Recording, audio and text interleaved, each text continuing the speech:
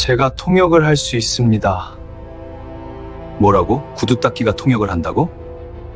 1982년 겨울 을지로 3가 태성무역상사 사장실이었습니다.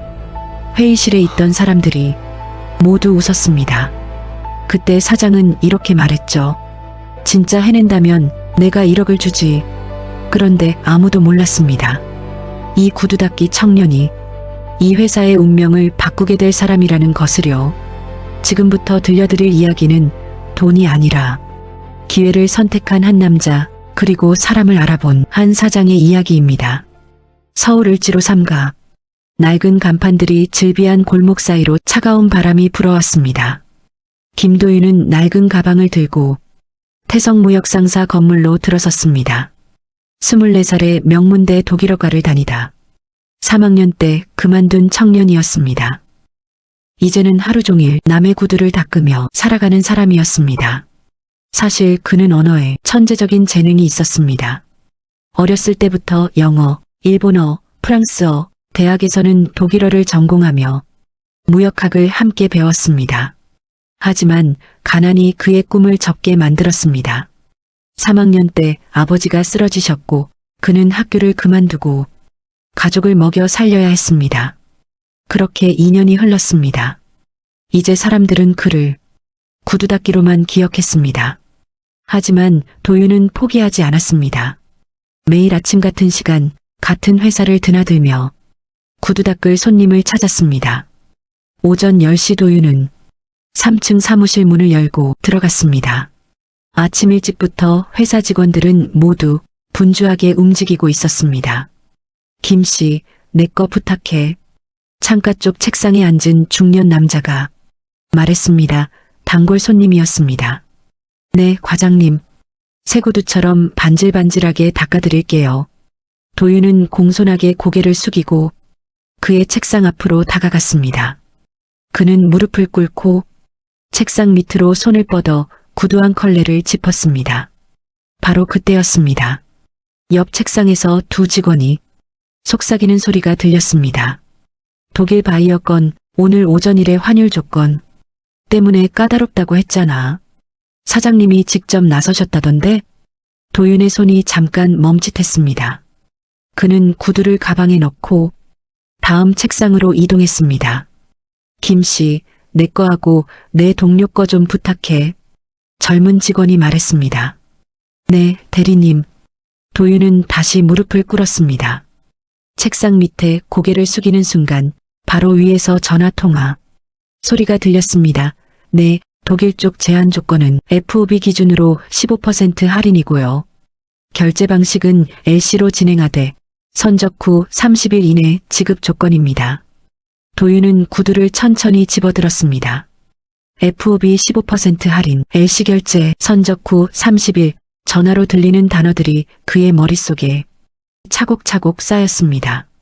그는 아무 말 없이 구두를 가방에 넣고 일어섰습니다. 감사합니다. 점심 전에 갖다 드릴게요. 밝게 웃으며 인사했습니다.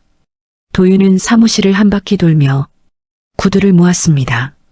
복도를 지나 계단을 내려가는 내내 그의 머릿속에는 방금 들은 대화들이 맴돌았습니다.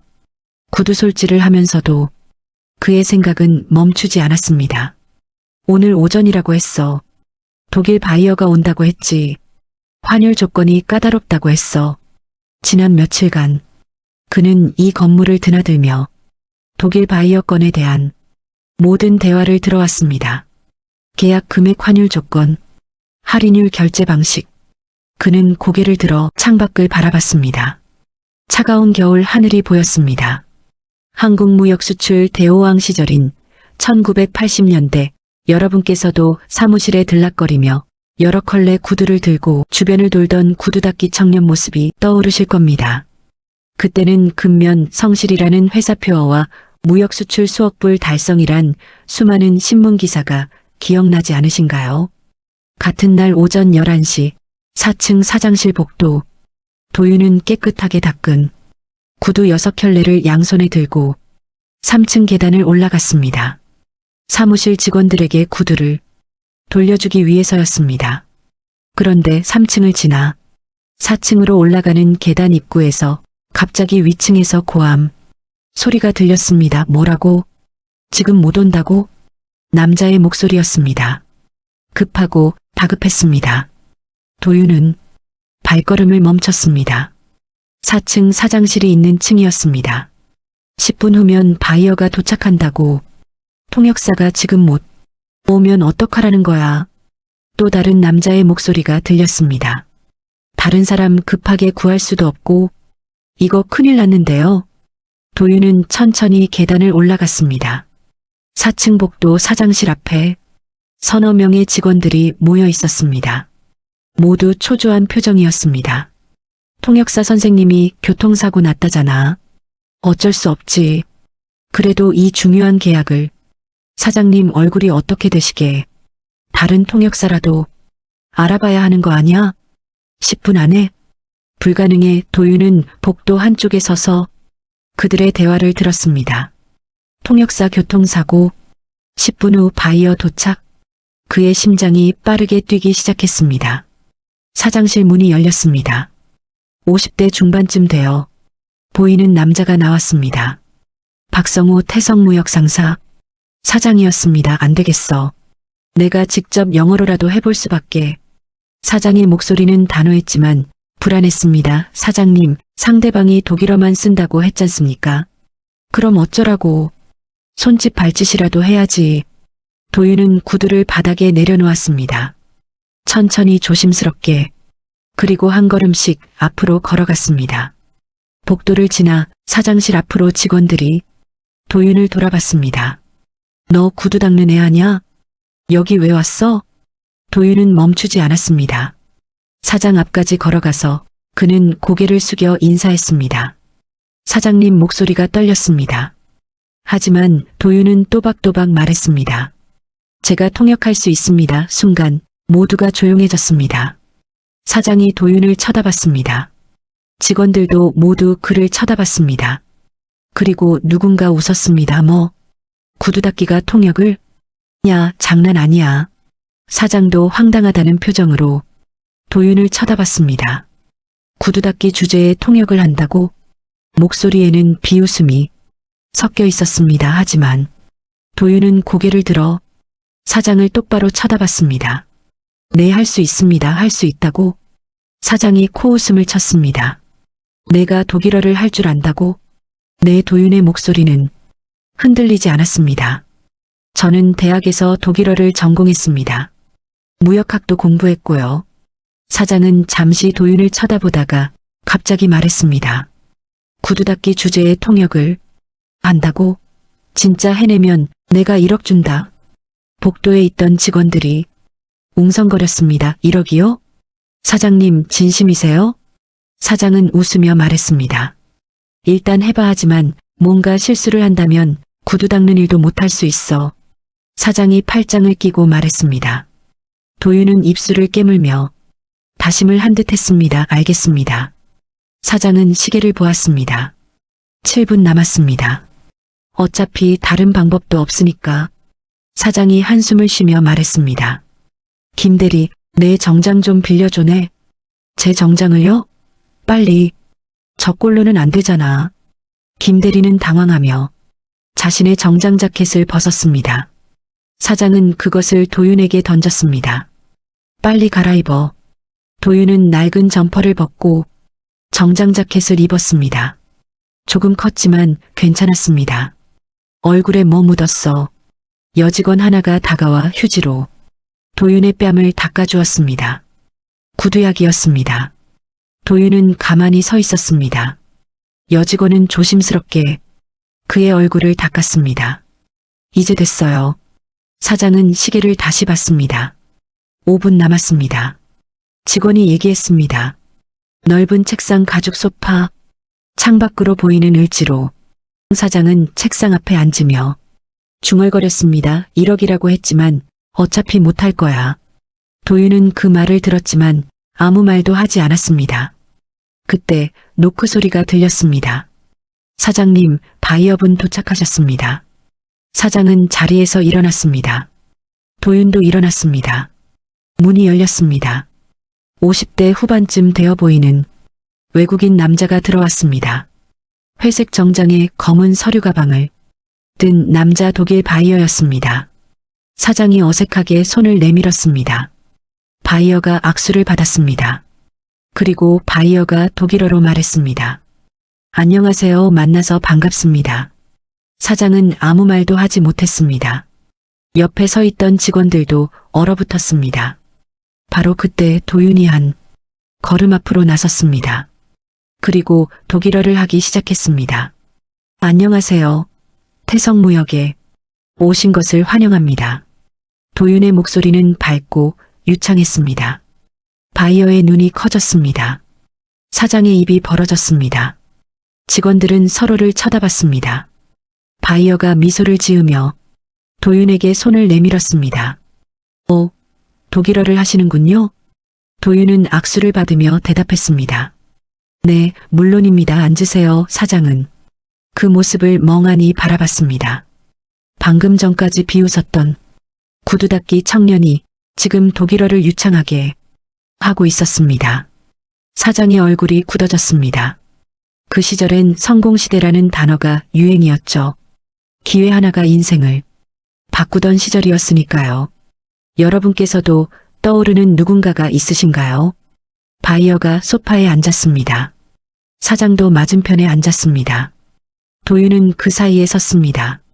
바이어가 서류 가방에서 서류 몇 장을 꺼냈습니다. 그리고 독일어로 말하기 시작했습니다. 우리는 장기적인 거래, 관계를 구축하고 싶습니다. 도윤은 즉시 통역했습니다. 장기적인 거래 관계를 원하신답니다. 사장이 도윤을 쳐다봤습니다. 도윤은 침착했습니다. 바이어가 계속 말했습니다. 첫 주문은 5만 개 단위입니다. 도윤의 통역은 정확했습니다. 사장은 고개를 끄덕였습니다. 좋습니다. 도윤은 즉시 독일어로 통역했습니다. 조건이 있으시답니다. 도윤이 말했습니다.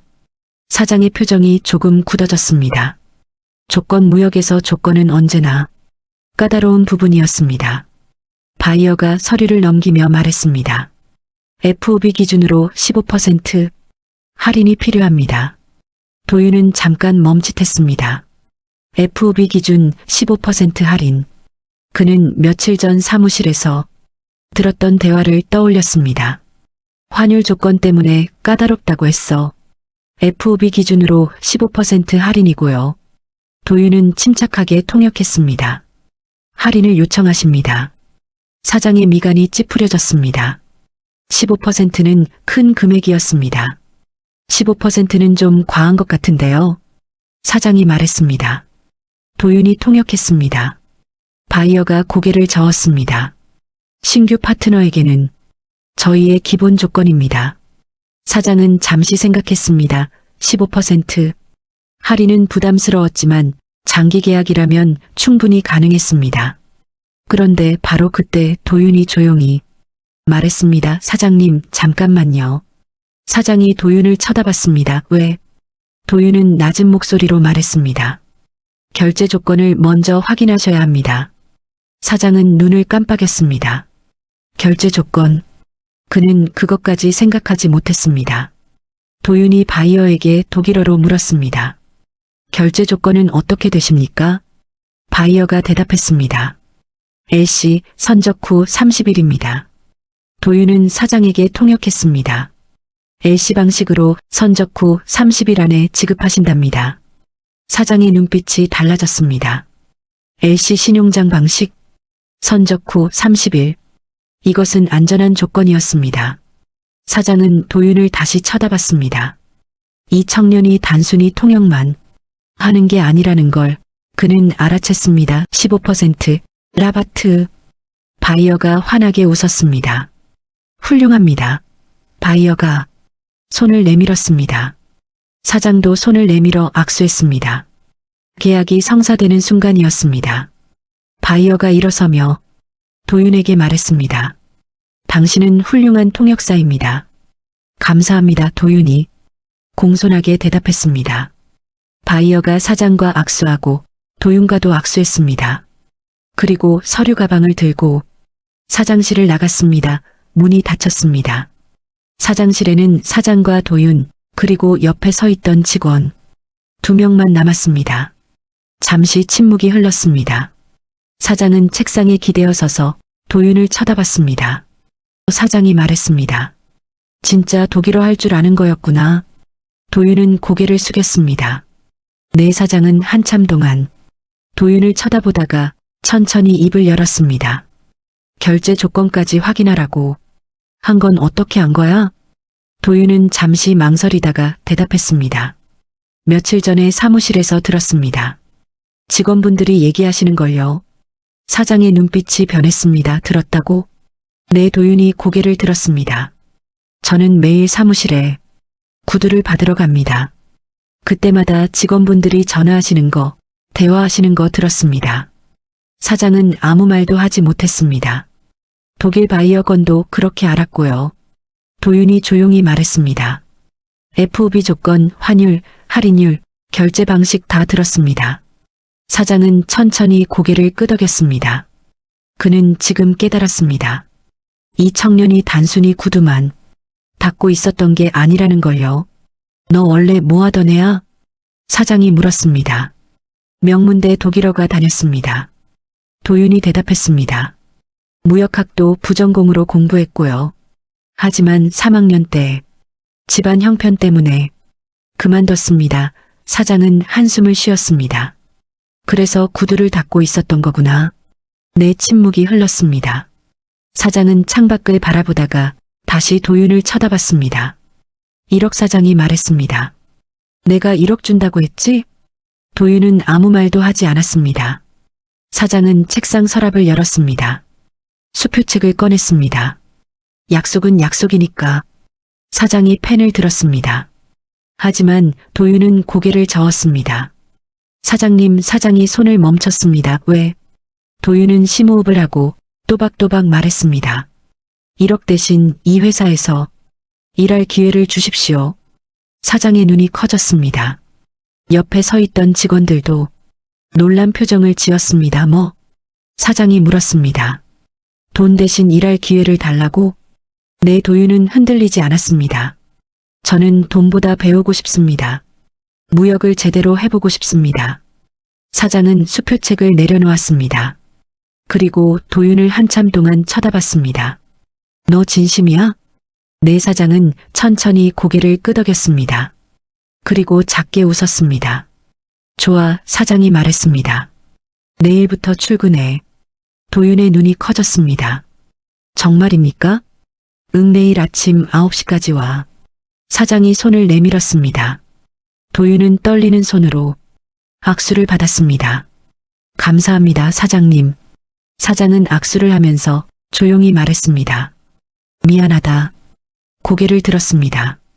아까 내가 구두 닦기 주제에 통역을 한다고 했지.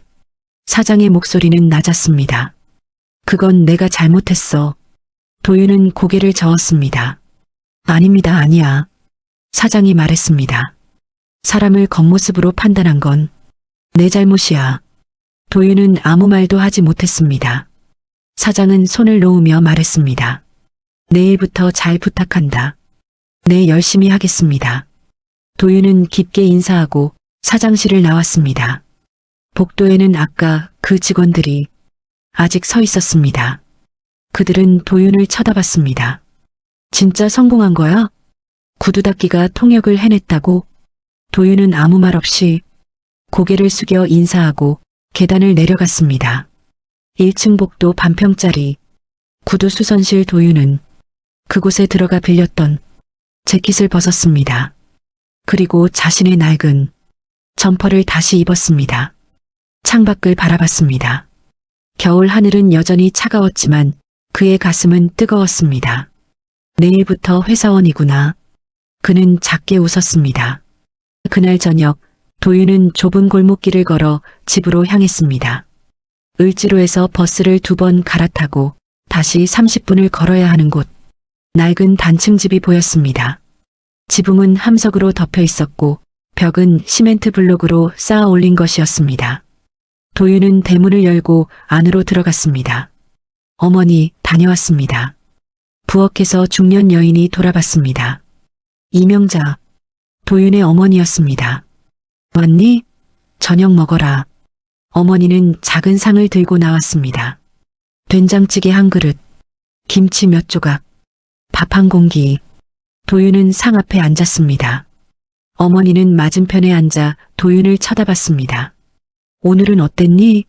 어머니가 물었습니다. 도윤은 숟가락을 들다가 멈췄습니다. 그리고 천천히 고개를 들었습니다. 어머니. 왜? 저 내일부터 회사 다니게 됐어요. 어머니의 손이 멈췄습니다. 뭐? 태성무역상사요. 거기서 일하게 됐어요. 도윤의 목소리는 떨렸습니다. 어머니는 눈을 크게 떴습니다. 정말이니? 네.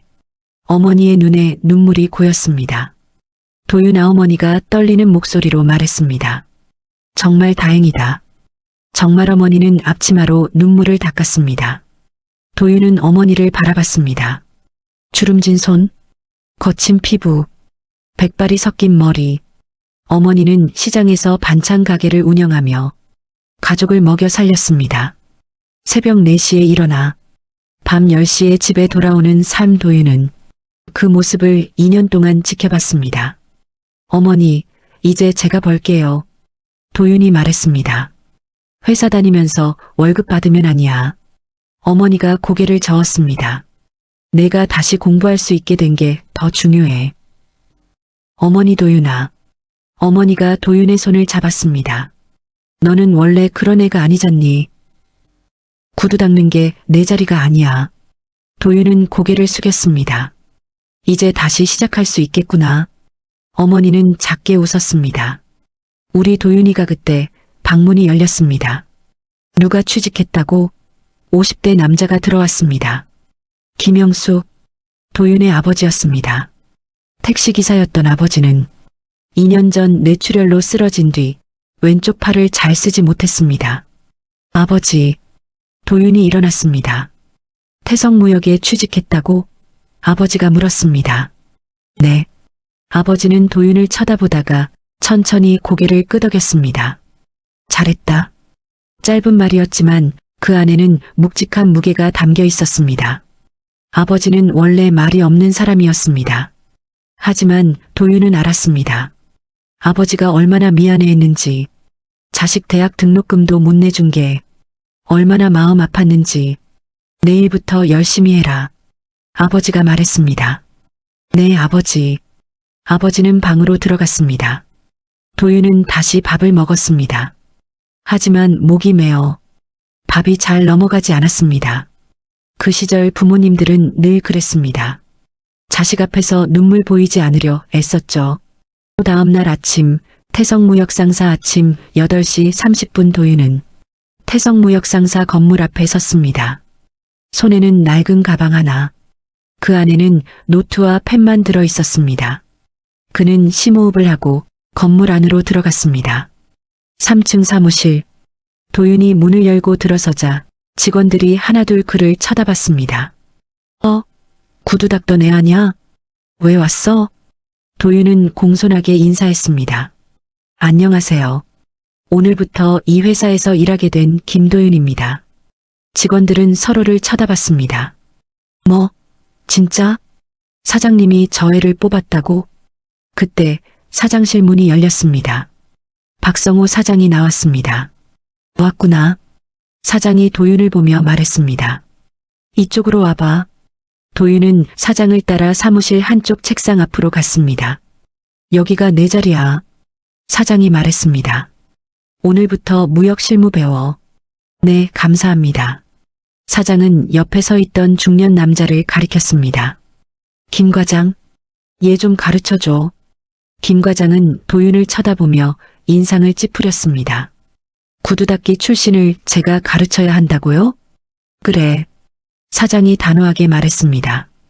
어제 독일 바이어 계약 성사시킨 애야. 김 과장의 표정이 굳었습니다. 알겠습니다. 그는 마지못해 대답했습니다. 사장은 도윤의 어깨를 두드렸습니다. 열심히 해. 네. 사장이 사장실로 들어가자 김 과장이 도윤에게 말했습니다. 앉아. 도윤은 책상 앞에 앉았습니다. 김 과장은 서류 한 뭉치를 도윤 앞에 던졌습니다. 이거 다 정리해. 네. 점심시간까지. 김 과장이 차갑게 말했습니다. 못 끝내면 퇴근 못해. 도윤은 서류를 집어들었습니다. 무역계약서, 선적 서류, 통관 서류, 양이 많았습니다. 하지만 도윤은 고개를 숙이고 일을 시작했습니다. 옆 책상 직원들이 수군거렸습니다. 저애 오늘 하루 못 버틸걸? 구두 닦다가 갑자기 무역 실무를 어떻게 해? 김 과장님이 일부러 어렵게 주신 것 같은데. 도윤은 그 말들을 들었지만 아무 반응도 하지 않았습니다. 그는 서류를 펼치고 하나씩 읽기 시작했습니다. FOB 조건, CIF 조건, LC 결제 방식, 선적 일정. 그는 대학에서 배웠던 무역학 지식을 떠올렸습니다. 그리고 지난 2년간 사무실에서 들었던 대화들을 떠올렸습니다. 손이 빠르게 움직였습니다. 서류를 분류하고 정리하고 파일에 끼웠습니다. 시간이 흘렀습니다. 11시 30분 도윤은 마지막 서류를 정리했습니다. 그는 자리에서 일어나 김 과장 책상으로 갔습니다. 과장님, 다 끝났습니다. 김 과장이 고개를 돌렸습니다. 뭐? 그는 시계를 봤습니다. 아직 점심시간 30분 전이었습니다. 정말? 김 과장이 믿기지 않는다는 표정으로 서류를 집어들었습니다. 그리고 하나씩 확인했습니다. 분류가 정확했습니다. 날짜 순서도 맞았습니다. 빠진 것도 없었습니다. 김 과장의 얼굴이 굳어졌습니다. 이거 내가 한 거 맞아? 네. 김 과장은 아무 말도 하지 못했습니다. 옆에서 지켜보던 직원들도 놀란 표정을 지었습니다. 진짜 다 했네? 저거 보통 하루 종일 걸리는 건데. 김 과장은 서류를 내려놓고 도윤을 쳐다봤습니다. 너 정말 구두만 닦던 애 맞아? 도윤은 고개를 숙였습니다. 대학에서 무역학을 배웠습니다. 김 과장은 한숨을 쉬었습니다. 앉아. 다음 일 줄게. 도윤은 자리로 돌아갔습니다. 그날 오후 도윤은 쉬지 않고 일했습니다. 서류 정리, 전화 응대, 팩스 발송. 그는 모든 일을 빠르게 정확하게 처리했습니다. 퇴근 시간 오후 6시 직원들이 하나둘 자리에서 일어났습니다. 도윤도 가방을 챙겼습니다. 그때 김 과장이 다가왔습니다. 김도윤. 도윤이 고개를 들었습니다. 오늘 잘했어. 김 과장이 작게 말했습니다. 내일도 기대하마. 도윤은 고개를 숙였습니다. 감사합니다. 김 과장은 돌아섰습니다. 하지만 그의 입가에는 작은 미소가 걸려 있었습니다. 도윤은 사무실을 나와 계단을 내려갔습니다. 1층 로비를 지나며 그는 잠깐 멈춰 섰습니다. 복도 끝, 반평짜리 구두 수선실. 그곳에는 이제 다른 사람이 앉아 있었습니다. 도윤은 그 모습을 잠시 바라보다가 고개를 돌렸습니다. 그리고 건물 밖으로 걸어나갔습니다. 차가운 겨울바람이 불었습니다. 하지만 그의 발걸음은 가벼웠습니다. 이제 시작이야. 그 시절엔 이렇게 기회를 잡으면 정말 목숨 걸고 했습니다. 3개월 후 1983년 봄이 왔습니다. 을지로 거리에는 따뜻한 바람이 불었습니다. 도윤은 태성무역상사에 출근한 지 3개월이 지났습니다. 매일 아침 8시 30분, 출근 밤 10시 퇴근. 그는 쉬지 않고 일했습니다. 무역계약서를 배우고 통관 절차를 익히고 바이어와의 전화통화를 듣고 배웠습니다. 김 과장은 처음에는 도윤을 무시했지만 이제는 그를 인정했습니다. 도윤아, 이거 좀 봐줘. 김 과장이 서류를 건네며 말했습니다. 일본 쪽 계약서인데 조건 좀 확인해봐. 도윤은 서류를 받아 읽었습니다. 일본어로 된 계약서였습니다. 여기 결제 조건이 이상합니다. 도윤이 말했습니다. 선적 후 60일인데 보통은 30일 아닙니까? 김 과장이 고개를 끄덕였습니다. 맞아. 수정 요청해야겠네.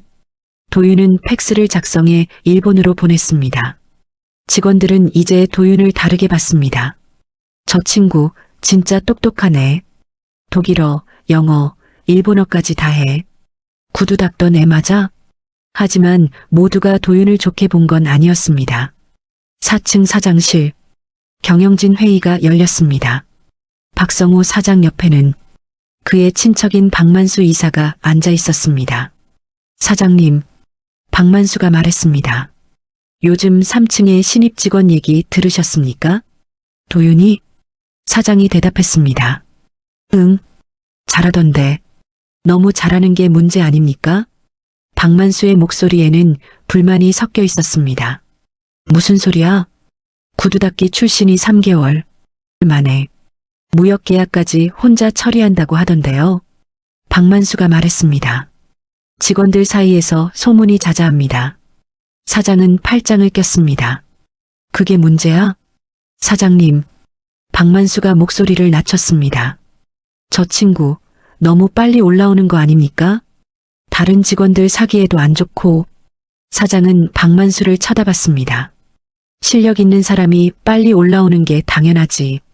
하지만 만수 씨, 사장이 말을 끊었습니다. 도윤이는 우리 회사 독일 계약 따는 애야 3개월 동안 실수 하나 없이 일했고. 박만수는 입을 다물었습니다. 하지만 그의 얼굴에는 불만이 가득했습니다. 사장은 그 표정을 보고 한숨을 쉬었습니다. 시기하는구나. 박만수는 박성호 사장의 사촌 동생이었습니다. 10년 전부터 이 회사에서 일했고 이사 자리까지 올랐습니다. 하지만 실력보다는 혈연으로 올라온 사람이었습니다. 회의 끝. 사장이 말했습니다. 박만수는 자리에서 일어나 사장실을 나갔습니다. 복도를 걸으며 그는 이를 악물었습니다. 구두 닦기 주제에 어느 시대나 실력 있는 사람을 질투하는 사람은 있었습니다. 같은 날 저녁 3층 사무실. 저녁 8시 대부분의 직원들이 퇴근하고 사무실에는 도윤과 김 과장만 남아 있었습니다. 도윤은 서류를 정리하고 있었습니다. 도윤아, 김 과장이 불렀습니다. 네, 과장님. 오늘은 일찍 들어가. 김 과장이 말했습니다. 매일 밤 10시까지 있으면 몸 망가져. 도윤은 고개를 저었습니다. 괜찮습니다. 이것만 끝내면 됩니다. 김 과장은 도윤을 쳐다보다가 작게 웃었습니다. 너 정말 대단하다. 네. 3개월 만에 여기까지 올라오네. 처음 봐. 김 과장이 말했습니다. 보통 신입은 1년은 잡을만 하거든. 도윤은 고개를 숙였습니다. 배울 게 많아서 그렇습니다. 그게 아니야. 김 과장이 말했습니다. 너는 원래 준비가 되어 있었어. 도윤은 아무 말도 하지 못했습니다. 김 과장은 가방을 챙기며 말했습니다. 조심해. 네. 4층 사람들. 김 과장이 목소리를 낮췄습니다. 너 때문에 재미없어 하는 사람 있어. 도윤의 표정이 굳었습니다. 박만수 이사님 말씀이신가요? 응. 김 과장이 고개를 끄덕였습니다. 조심해. 그 사람 성격 까다로워. 도윤은 천천히 고개를 끄덕였습니다. 알겠습니다. 김 과장은 사무실을 나갔습니다. 도윤은 혼자 남아 계속 서류를 정리했습니다. 하지만 그의 머릿속에는 김 과장의 말이 맴돌았습니다. 조심해. 그는 펜을 내려놓고 창밖을 바라봤습니다. 밤하늘에는 별이 보이지 않았습니다. 서울의 불빛이 너무 밝았기 때문입니다. 도윤은 작게 한숨을 쉬었습니다. 잘하면 되는 거 아닌가. 일주일 후 오전 10시 사장실에서 급하게 호출이 왔습니다. 김도윤, 사장실로 올라와. 김 과장이 전화를 끊으며 말했습니다. 도윤은 서류를 챙겨 4층으로 올라갔습니다. 사장실 문을 열자 박성호 사장과 박만수 이사가 앉아 있었습니다. 앉아. 사장이 말했습니다. 도윤은 소파에 앉았습니다. 프랑스 바이어가 내일 온대. 사장이 말했습니다. 내가 통역 좀 해줘. 네, 알겠습니다. 그때 박만수가 끼어들었습니다. 사장님, 프랑스어 통역은 외부 전문가를 불러야 하는 거 아닙니까? 도윤이도 프랑스어 해. 사장이 대답했습니다. 박만수가 도윤을 쳐다봤습니다. 정말? 네. 도윤이 대답했습니다. 대학 다닐 때 배웠습니다. 박만수는 비웃듯 말했습니다. 대학도 중퇴했다면서요? 도윤은 아무 말도 하지 못했습니다. 만수 씨, 사장이 날카롭게 말했습니다. 그런 식으로 말하지 마. 박만수는 입을 다물었습니다. 하지만 그의 눈빛은 차갑게 식어 있었습니다. 도윤아, 내일 오전 10시까지 준비해. 사장이 말했습니다. 네. 도윤은 사장실을 나왔습니다. 복도를 걸으며 그는 주먹을 꽉 쥐었습니다. 중퇴했다고 무시하는구나. 그는 계단을 내려가며 생각했습니다. 잘해야 해. 더 잘해야 해. 다음 날 오전 프랑스 바이어 미팅.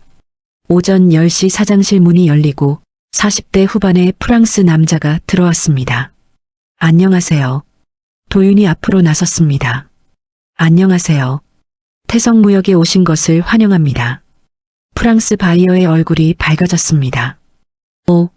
프랑스어를 하시는군요? 네, 물론입니다. 박만수는 옆에서 그 모습을 지켜봤습니다. 표정이 굳어졌습니다. 미팅이 시작됐습니다. 프랑스 바이어가 말했습니다. 10만 개를 주문하고 싶습니다. 도윤이 통역했습니다. 10만 개 주문을 원하신답니다. 사장이 고개를 끄덕였습니다. 좋습니다. 가능합니다. 도윤이 프랑스어로 통역했습니다. 바이어가 계속 말했습니다. 하지만 가격이 경쟁력 있어야 합니다. 도윤이 통역했습니다. 가격 경쟁력을 요구하십니다. 사장이 말했습니다. 얼마를 원하십니까? 도윤이 통역했습니다. 바이어가 숫자를 말했습니다. 도윤은 즉시 계산했습니다.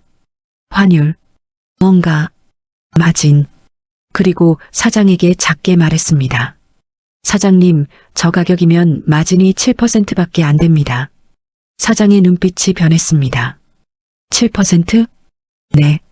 최소 12%는 받아야 합니다. 사장은 고개를 끄덕였습니다. 협상해봐. 도윤은 프랑스어로 바이어에게 말했습니다. 그 가격은 저희에게 너무 낮습니다. 바이어가 눈썹을 치켜 올렸습니다. 조금 더 높은 가격에 더 좋은 품질을 제공할 수 있습니다. 도윤이 말했습니다. 바이어는 잠시 생각하더니 고개를 끄덕였습니다. 좋습니다. 8% 올립시다. 도윤이 사장에게 통역했습니다.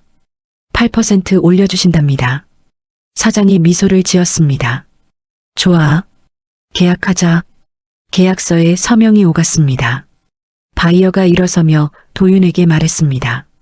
당신은 훌륭한 협상가입니다. 감사합니다. 바이어가 사장실을 나갔습니다. 문이 닫히자 사장이 도윤을 쳐다봤습니다. 도윤아. 네. 마진 7%를 어떻게 그렇게 빨리 계산했어? 도윤은 잠시 망설이다가 대답했습니다. 며칠 전에 프랑스 쪽 시장 가격을 미리 조사했습니다. 사장의 눈이 커졌습니다. 미리? 네. 혹시 몰라서요. 사장은 한참 도윤을 쳐다보다가 크게 웃었습니다. 이 친구 정말 대단하네. 옆에 있던 박만수의 얼굴은 점점 더 굳어졌습니다. 그 시절엔 이렇게 준비하는 사람이 살아남았습니다. 운이 아니라 준비였죠. 6개월 후 1983년 가을이 왔습니다. 을지로 거리에 은행나무 잎이 노랗게 물들었습니다. 도윤이 태성무역에 입사한 지 9개월이 지났습니다. 그는 이제 단순한 신입사원이 아니었습니다. 해외 바이어와 직접 협상하고 계약서를 작성하고 무역 실무를 혼자 처리했습니다. 3층 사무실. 직원들은 이제 도윤에게 일을 물어봤습니다. 도윤 씨, 이 계약 조건 좀 봐주세요. 도윤 씨, 독일 쪽에서 온 팩스 해석 좀 부탁드립니다. 도윤은 묵묵히 일했습니다. 하지만 4층은 달랐습니다. 사장실. 박만수 이사가 책상을 쾅 쳤습니다. 사장님. 박성호 사장이 고개를 들었습니다. 왜 그래? 이번 달 실적 보셨습니까? 박만수가 서류를 내밀었습니다. 김도윤이 처리한 계약이 전체의 40%입니다. 사장은 서류를 받아들었습니다. 독일 계약세 건, 프랑스 계약 2건, 일본 계약 4건 모두 도윤이 직접 처리한 것들이었습니다. 잘하네. 사장이 작게 웃었습니다. 잘하는 게 문제가 아닙니다. 박만수가 목소리를 높였습니다. 신입이 9개월 만에 이렇게 올라오면 다른 직원들은 어떻게 됩니까? 실력 있으면 올라오는 게 당연하지. 사장이 차분하게 말했습니다. 사장님은 그 친구만 예뻐하십니다. 박만수가 소리쳤습니다. 사장의 눈빛이 차갑게 변했습니다. 만수 씨, 네. 질투하는 거야, 지금. 박만수의 얼굴이 붉어졌습니다. 질투가 아닙니다. 회사를 위해서, 사장이 말을 끊었습니다.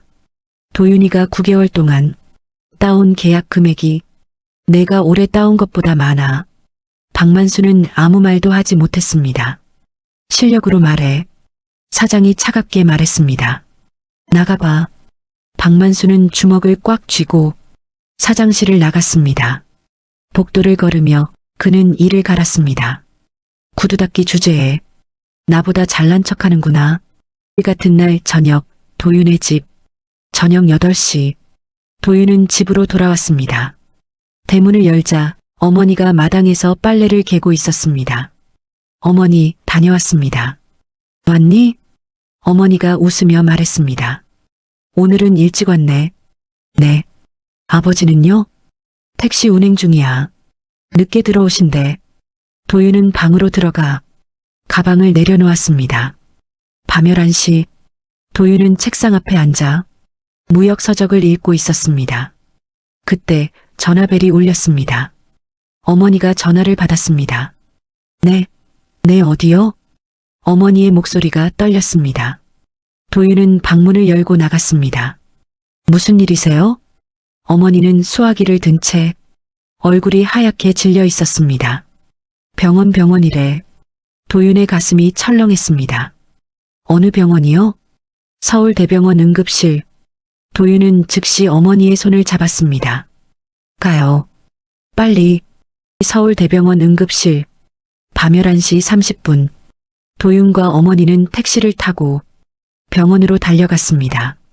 응급실 앞 경찰관 한 명이 서 있었습니다. 김영수 씨 보호자분이십니까? 네.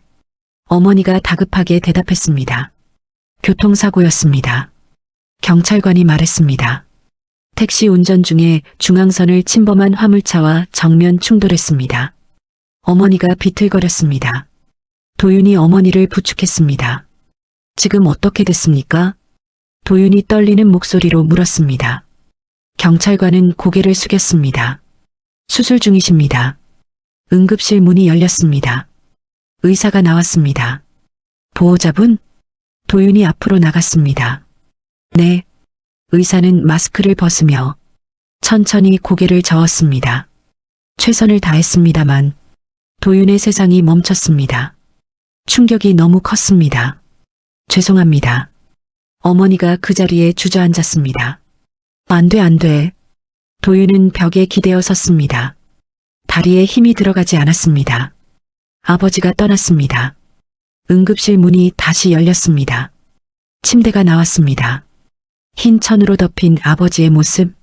어머니가 달려가 천을 걷어냈습니다. 여보. 아버지의 얼굴은 평화로웠습니다. 마치 잠든 것처럼 도윤은 천천히 다가가 아버지의 손을 잡았습니다. 차가웠습니다. 아버지. 도윤의 눈에서 눈물이 흘러내렸습니다. 아버지 일어나세요. 하지만 아버지는 대답하지 않았습니다. 그리고 며칠 뒤 아버지를 떠나보내야만 했습니다. 그 시절 아버지들은 늘 그랬습니다. 자식 자랑만 하다가 조용히 떠나셨죠. 1년 후 1984년 겨울 1년이 흘렀습니다. 도윤이 태성무역에 입사한 지 2년이 지났습니다. 그는 이제 대리로 승진했습니다. 2년 만에 파격 승진이었습니다. 3층 사무실. 도윤의 책상 위에는 서류가 산더미처럼 쌓여 있었습니다. 그는 매일 새벽 7시에 출근해서 밤 11시에 퇴근했습니다. 아버지가 떠난 후 그는 더 미친 듯이 일했습니다. 슬픔을 잊기 위해서였습니다. 어머니를 책임지기 위해서였습니다. 그리고 무엇보다 아버지와의 약속을 지키기 위해서였습니다. 꼭 성공하겠습니다.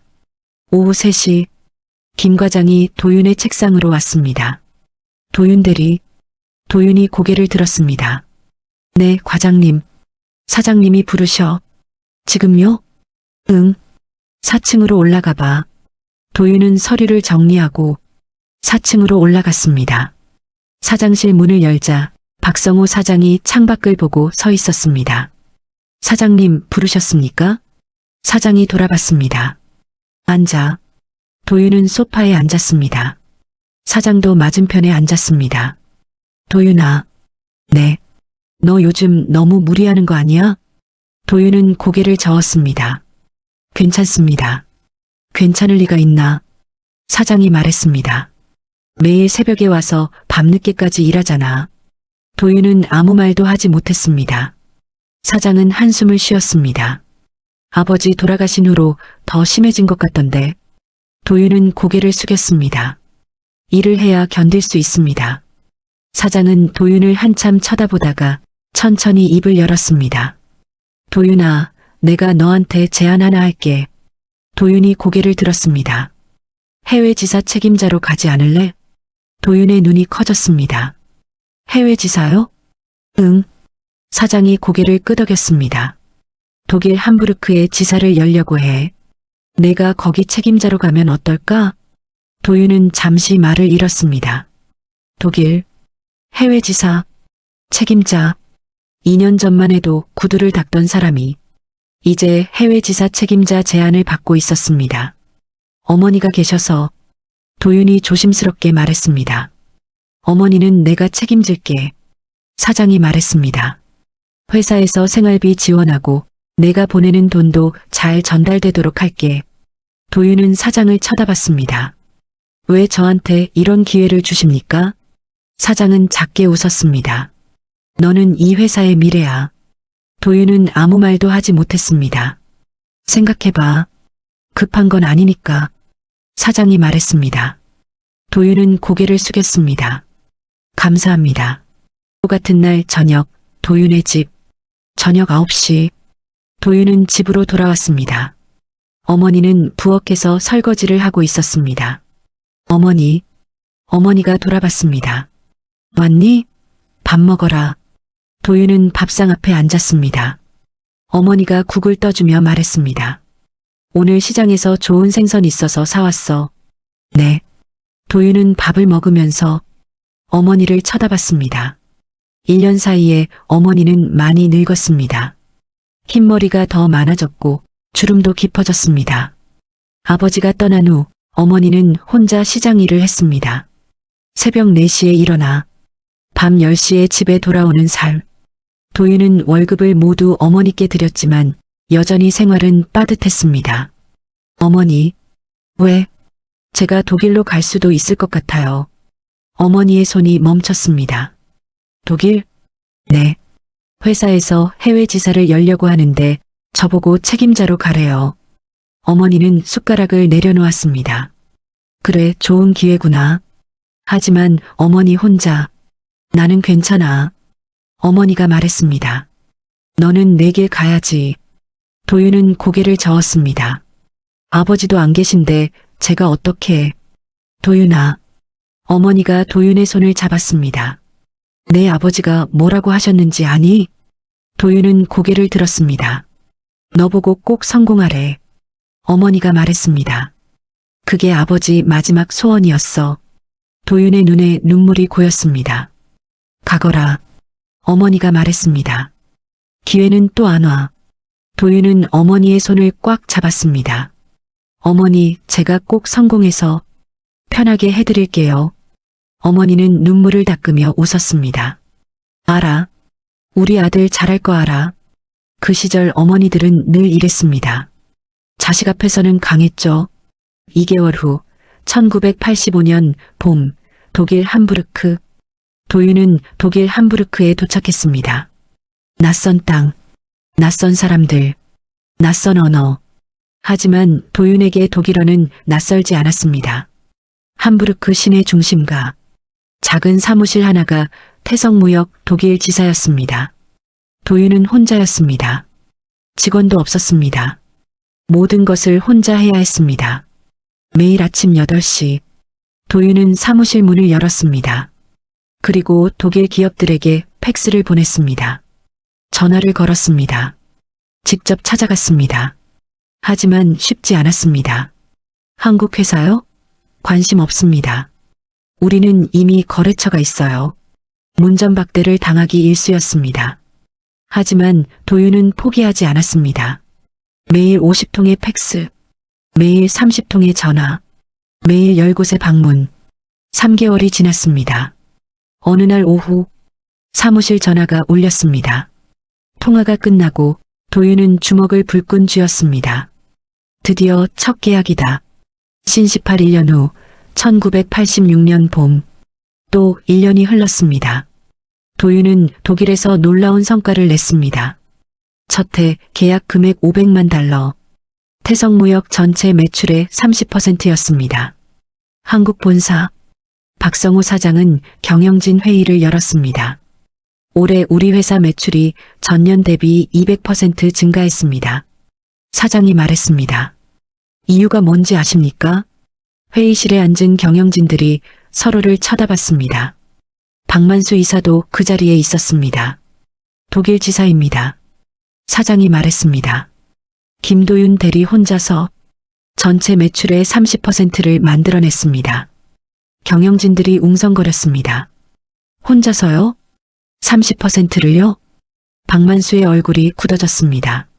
그래서 제안합니다. 사장이 말했습니다. 김도윤 대리를 과장으로 승진시키고 독일 지사를 확대하겠습니다. 경영진들이 고개를 끄덕였습니다. 하지만 박만수는 입을 열었습니다. 사장님, 왜? 입사 3년 차가 과장이 된다는 건 너무 빠른 거 아닙니까? 사장의 눈빛이 차가워졌습니다. 실력이 있으면 빨라도 되는 거야. 하지만 다른 직원들 사기에 만수 씨, 사장이 말을 끊었습니다. 자네는 10년 동안 뭐 했어? 박만수는 얼굴이 붉어졌습니다. 도윤이는 3년 만에 자네가 10년 동안 한 것보다 더 많은 성과를 냈어. 박만수는 아무 말도 하지 못했습니다. 회의 끝. 사장이 말했습니다. 경영진들이 하나둘 자리에서 일어났습니다. 박만수는 주먹을 꽉 쥔 채 회의실을 나갔습니다. 복도를 걸으며 그는 이를 갈았습니다. 김도윤 저 자식. 어느 조직에나 실력을 시기하는 사람은 있었습니다. 6개월 후 1986년 가을 독일 함부르크. 가을이 깊어졌습니다. 함부르크의 거리는 낙엽으로 가득했습니다. 독일에 온 지 1년 반. 그는 이제 독일 무역업계에서 이름이 알려진 사람이 되었습니다. 하지만 외로웠습니다. 매일 밤 혼자 사무실에 남아 서류를 정리하고 다음날 미팅을 준비했습니다. 집에 돌아가도 텅 빈 원룸, 전자레인지에 데운 빵, 그것이 저녁이었습니다. 도윤은 책상 서랍을 열었습니다. 어머니가 보낸 편지가 있었습니다. 한 달에 한 번씩 오는 편지였습니다. 도윤은 편지를 펼쳤습니다. 도윤아, 독일은 춥니까? 몸 건강히 지내거라. 어머니는 잘 있다. 시장 일도 괜찮고 사장님이 생활비도 잘 보내주셔서 내가 보낸 돈은 다 모아두고 있어. 너 돌아올 때 쓰려고. 빨리 보고 싶구나. 어머니가. 도윤은 편지를 접었습니다. 그리고 눈을 감았습니다. 어머니 얼굴이 떠올랐습니다. 조금만 더 견디면. 그때 전화벨이 울렸습니다. TAESUNG 트레이딩. 도윤아, 나야. 박성호 사장의 목소리였습니다. 사장님. 도윤이 반갑게 말했습니다. 잘 지내고 있어? 네, 덕분에요. 이번 계약 잘 봤어. 200만 달러라니. 사장의 목소리에 미소가 묻어났습니다. 감사합니다. 도윤아. 사장이 말했습니다. 한국 들어올 준비해. 도윤은 눈을 크게 떴습니다. 한국요? 응. 이제 독일 지사는 안정됐어. 사장이 말했습니다. 현지 직원 2명 뽑아서 인수인계하고 너는 본사로 돌아와. 본사에서는 뭘 하게 됩니까? 해외 영업 본부장. 도윤은 숨이 멎었습니다. 본부장이요? 응. 입사 3년 차의 본부장. 사장이 웃으며 말했습니다. 회사 역사상 최초야. 도윤은 아무 말도 하지 못했습니다. 2달 후에 한국 들어와. 사장이 말했습니다. 준비 잘해. 네, 감사합니다. 전화가 끊겼습니다. 도윤은 수화기를 내려놓고 천장을 쳐다봤습니다. 해외 영업본부장. 3년 만에 그는 주먹을 불끈 쥐었습니다. 아버지, 제가 해냈어요. 2개월 후 1987년 초 서울 김포공항. 도윤은 독일에서 돌아왔습니다. 김포공항 입국장. 도윤은 가방을 들고 나왔습니다. 밖에서 누군가 손을 흔들었습니다. 어머니였습니다. 어머니. 도윤은 달려갔습니다. 어머니는 도윤을 꽉 안았습니다. 왔구나, 우리 아들. 도윤도 어머니를 안았습니다. 1년 반 만이었습니다. 어머니는 많이 야위었습니다. 살도 빠졌고 얼굴색도 좋지 않았습니다. 어머니, 많이 힘드셨죠? 아니야. 괜찮아. 어머니는 웃으며 말했습니다. 내가 돌아와서 기뻐. 2 사람은 택시를 타고 집으로 갔습니다. 차 안에서 어머니가 말했습니다. 도윤아, 사장님이 전화하셨어. 네. 내일 회사 오래. 아, 네. 그리고 어머니가 도윤을 쳐다봤습니다. 본부장 됐다며? 도윤은 고개를 끄덕였습니다. 네. 어머니의 눈에 눈물이 고였습니다. 내 아버지가 보면 얼마나 좋아하셨을까. 도윤은 어머니의 손을 잡았습니다. 어머니, 이제 편하게 해드릴게요. 어머니는 눈물을 닦으며 웃었습니다. 알아. 우리 아들 잘 됐어. 다음 날 태성무역 본사. 다음 날 오전 9시 태성무역 건물 앞에 섰습니다. 1년 반 만에 보는 건물이었습니다. 하지만 건물은 달라져 있었습니다. 을지로 삼가 낡은 건물이 아니라 강남 테헤란로의 새 건물이었습니다. 회사가 성장한 것입니다. 도윤은 건물 안으로 들어갔습니다. 로비. 직원들이 분주하게 오갔습니다. 저 사람 김도윤 아냐? 독일 지사에서 혼자 500만 달러 따온 사람? 진짜? 저렇게 젊어? 직원들이 수군거렸습니다. 도윤은 엘리베이터를 타고 7층으로 올라갔습니다. 사장실. 박성호 사장이 책상 앞에 앉아 있었습니다. 사장님. 사장이 고개를 들고 환하게 웃었습니다. 왔구나. 사장은 자리에서 일어나 도윤과 악수했습니다. 고생 많았어. 아닙니다. 앉아. 2 사람은 소파에 앉았습니다. 사장은 도윤을 한참 쳐다보다가 말했습니다. 많이 컸네. 네. 처음 왔을 때는 구두 닦던 애때내였는데 이제는 완전히 다른 사람 같아. 도윤은 고개를 숙였습니다. 다 사장님 덕분입니다. 아니야. 사장이 고개를 저었습니다. 내 실력이야. 사장은 서류 한 장을 꺼내 도윤에게 건넸습니다. 발령장이야. 도윤은 서류를 받아 읽었습니다. 해외 영업본부장 김도윤. 도윤의 가슴이 뛰었습니다. 오늘부터 6층 본부장실이 내 자리야. 사장이 말했습니다. 본부원 15명이 내 밑에서 일할 거고. 도윤은 고개를 숙였습니다. 최선을 다하겠습니다. 알아. 사장이 웃었습니다. 너라면 믿어. 그때 사장실 문이 열렸습니다. 20대 후반의 젊은 남자가 들어왔습니다. 아버지, 회의 시간인데.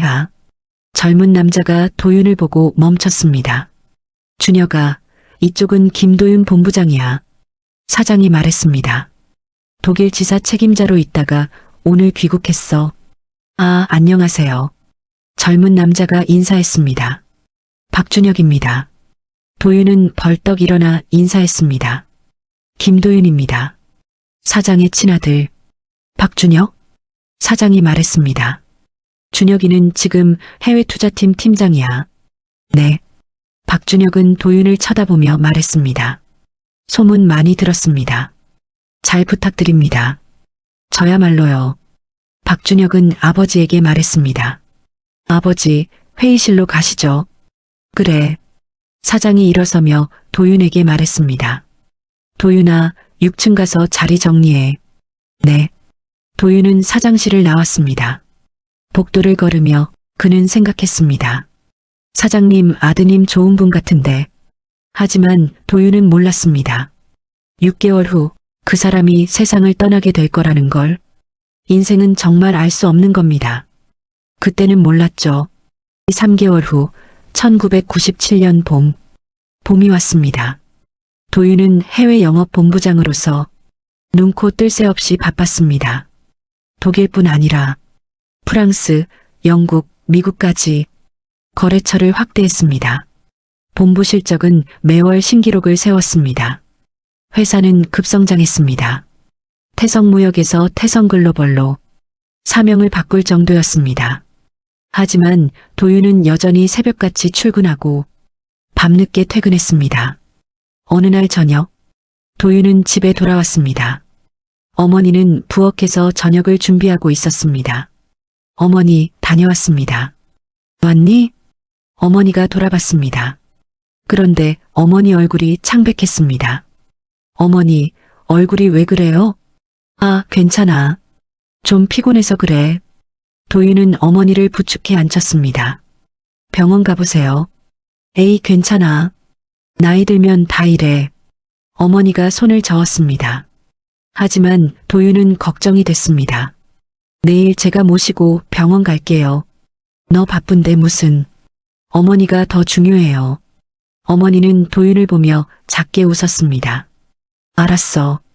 내일 가자. 신23 다음 날 병원. 다음 날 오전 도윤은 어머니를 모시고 병원에 갔습니다. 검사를 받고 결과를 기다렸습니다. 1시간 후 의사가 도윤을 진료실로 불렀습니다. 보호자분이시죠? 네. 의사는 엑스레이 사진을 꺼냈습니다. 어머님, 폐에 종양이 있습니다. 도윤의 얼굴이 굳었습니다. 종양이요? 네. 크기가 제법 큽니다. 의사가 말했습니다. 조직 검사를 해봐야 정확히 알겠지만 암일 수도 있다는 말씀이신가요? 의사는 천천히 고개를 끄덕였습니다. 가능성이 높습니다. 도윤의 세상이 흔들렸습니다. 입원 준비하세요. 의사가 말했습니다. 정밀 검사부터 해야 합니다. 도윤은 진료실을 나와 대기실에 앉아있는 어머니에게 갔습니다. 어머니는 웃으며 물었습니다. 뭐래? 괜찮대? 도윤은 억지로 웃었습니다. 네. 그냥 좀 쉬시래요. 거짓말이었습니다. 하지만 어머니를 놀라게 하고 싶지 않았습니다. 입원 준비하셔야 해요. 입원? 어머니가 놀랐습니다. 왜? 그렇게 심해? 아니에요. 그냥 정밀 검사 받으시래요. 어머니는 한숨을 쉬었습니다. 돈 많이 들겠네. 어머니, 걱정 마세요. 도윤이 말했습니다. 제가 다 해결할게요. 어머니는 도윤의 손을 잡았습니다. 미안하다, 도윤아. 왜요? 내가 이렇게 고생하는데 어머니가 아프기까지 하니. 무슨 말씀이세요? 도윤이 어머니의 손을 꽉 잡았습니다. 어머니 건강이 제일 중요해요. 어머니는 눈물을 닦았습니다. 고맙다, 아들. 도윤은 고개를 돌렸습니다. 눈물이 날 것 같았습니다. 제발 아무 일 없게 해주세요. 그 시절엔 부모님이 아프셔도 참으시다가 늦게 발견되는 경우가 많았습니다. 일주일 후 병원. 조직 검사 결과가 나왔습니다. 도윤은 진료실에 앉아 있었습니다. 의사가 서류를 보며 말했습니다. 폐암 3기입니다. 도윤의 머릿속이 하얘졌습니다. 3기요? 네. 이미 림프절까지 전이됐습니다. 의사가 말했습니다. 빨리 수술하고 항암 치료 들어가야 합니다. 도윤은 떨리는 목소리로 물었습니다. 수술하면 완치될 수 있습니까? 의사는 잠시 침묵했습니다. 최선을 다하겠습니다. 희망적인 대답이 아니었습니다. 수술비는 얼마나 듭니까? 수술비와 항암 치료 비용 합쳐서 대략 2천만 원 정도 예상됩니다. 도윤은 숨이 막혔습니다. 2천만 원. 입원은 언제부터 하면 됩니까? 빠를수록 좋습니다. 의사가 말했습니다. 이번 주 안으로 준비하세요. 도윤은 고개를 숙였습니다. 알겠습니다. 진료실을 나와 복도를 걸었습니다. 다리에 힘이 들어가지 않았습니다. 2천만 원을 어떻게 구하지? 그날 밤 도윤의 방. 밤 11시 도윤은 책상 앞에 앉았습니다. 그는 머리를 감싸쥐었습니다. 그동안에 모은 돈은 아버지의 비청산으로 다 갚고 지금 통장에는 500만 원밖에 없었습니다. 어떻게 해야 하지? 은행 대출? 담보가 없었습니다. 친척들에게 빌리기? 연락할 사람도 없었습니다. 도윤은 창밖을 바라봤습니다. 서울의 야경이 보였습니다. 빛나는 불빛들. 하지만 그의 마음은 어두웠습니다. 그때 전화벨이 울렸습니다. 밤 11시에 걸려오는 전화. 도윤은 수화기를 들었습니다. 여보세요? 김도윤 본부장님이십니까? 남자의 목소리였습니다. 낯선 목소리. 네, 그런데요. 저는 대한종합상사 인사팀 최 부장입니다. 도윤은 눈을 깜빡였습니다. 대한종합상사. 한국 3대 무역회사 중 하나. 태성글로벌의 경쟁사였습니다. 무슨 일로 전화하셨습니까? 본부장님과 한번 만나 뵙고 싶습니다. 최 부장이 조심스럽게 말했습니다. 좋은 제안이 있습니다. 도윤은 즉시 알아챘습니다. 스카우트 제의였습니다. 죄송하지만 저는 관심 없습니다. 일단 만나만 보시죠. 최 부장이 말했습니다. 후회 안 하실 겁니다. 도윤은 전화를 끊으려다가 잠깐 멈췄습니다. 2천만 원 만약 이직하면 더 많은 연봉을 받을 수 있을지도 모릅니다. 도윤은 한숨을 쉬었습니다. 언제 만나실 건데요? 내일 점심 어떠십니까? 알겠습니다.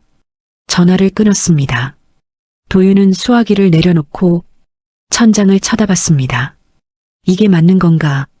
다음 날 점심 강남의 한 레스토랑. 다음 날 낮 12시 도윤은 강남의 고급 레스토랑에 도착했습니다. 최 부장이 기다리고 있었습니다. 50대 중반의 단정한 남자였습니다. 김 본부장님 만나 뵙게 되어 영광입니다. 두 사람은 악수했습니다. 자리에 앉자 최 부장이 메뉴를 건넸습니다. 편하게 주문하세요. 식사가 나왔습니다. 최 부장이 입을 열었습니다. 본부장님 소문 많이 들었습니다. 무슨 소문요? 독일 혼자 가셔서 1년 반 만에 500만 달러 계약 따오셨다면서요? 운이 좋았습니다. 운이 아니죠. 최 부장이 웃었습니다. 실력입니다. 도윤은 아무 말도 하지 않았습니다. 본부장님, 우리 회사로 오시죠. 최 부장이 본론을 꺼냈습니다. 현재 연봉이 얼마이십니까? 3천만 원입니다. 우리는 9천만 원 드리겠습니다. 도윤의 눈이 커졌습니다. 그 당시 9천만 원이면 지금 시세로 3억 원이었습니다. 게다가 최 부장이 말을 이었습니다. 계약금으로 2천만 원 먼저 드리겠습니다. 도윤의 숨이 멎었습니다. 2천만 원 어머니, 수술비였습니다. 어떻습니까? 최 부장이 물었습니다. 도윤은 침묵했습니다. 머릿속이 복잡했습니다. 2천만 원이면 어머니 수술할 수 있어. 하지만 동시에 박성호 사장의 얼굴이 떠올랐습니다. 구두 닦기였던 자신에게 기회를 준 사람, 1억 대신 기회를 달라고 했을 때 믿어준 사람, 독일로 보내준 사람. 도윤은 천천히 고개를 들었습니다. 죄송합니다. 최 부장이 눈을 깜빡였습니다. 네, 저는 갈 수 없습니다. 왜요? 조건이 마음에 안 드십니까? 최 부장이 당황하며 물었습니다. 더 드릴 수도 있습니다. 조건의 문제가 아닙니다. 도윤이 말했습니다. 그럼 뭡니까? 도윤은 잠시 침묵하다가 천천히 입을 열었습니다. 제가 누구인지 아십니까? 네. 3년 전에 저는 구두를 닦았습니다. 최 부장의 표정이 굳었습니다. 태성글로벌 사장님은 그런 저에게 기회를 주셨습니다. 도윤이 말했습니다. 아무도 안 믿을 때 저를 믿어주셨습니다. 하지만 지금은 상황이 다르지 않습니까? 최 부장이 말했습니다. 본부장님은 이미 실력을 증명하셨고, 아닙니다. 도윤이 말을 끊었습니다. 저는 여전히 그분께 빚을 지고 있습니다. 최 부장은 한숨을 쉬었습니다. 정말 안 되겠습니까? 네. 도윤은 자리에서 일어났습니다. 시간 내주셔서 감사합니다. 최 부장도 일어나며 말했습니다. 만약 마음이 바뀌시면 언제든 연락 주십시오. 도윤은 고개를 숙여 인사하고 레스토랑을 나왔습니다. 밖으로 나오자 차가운 바람이 불었습니다. 도윤은 주먹을 꽉 쥐었습니다. 어떻게든 다른 방법을 찾아야 해. 그때는 의리가 돈보다 중요했습니다. 요즘은 이해하기 어려울지 모르지만요. 3일 후, 태성글로벌 사장실 3일 후, 박성우 사장은 사장실에서 서류를 검토하고 있었습니다. 그때 전화벨이 울렸습니다.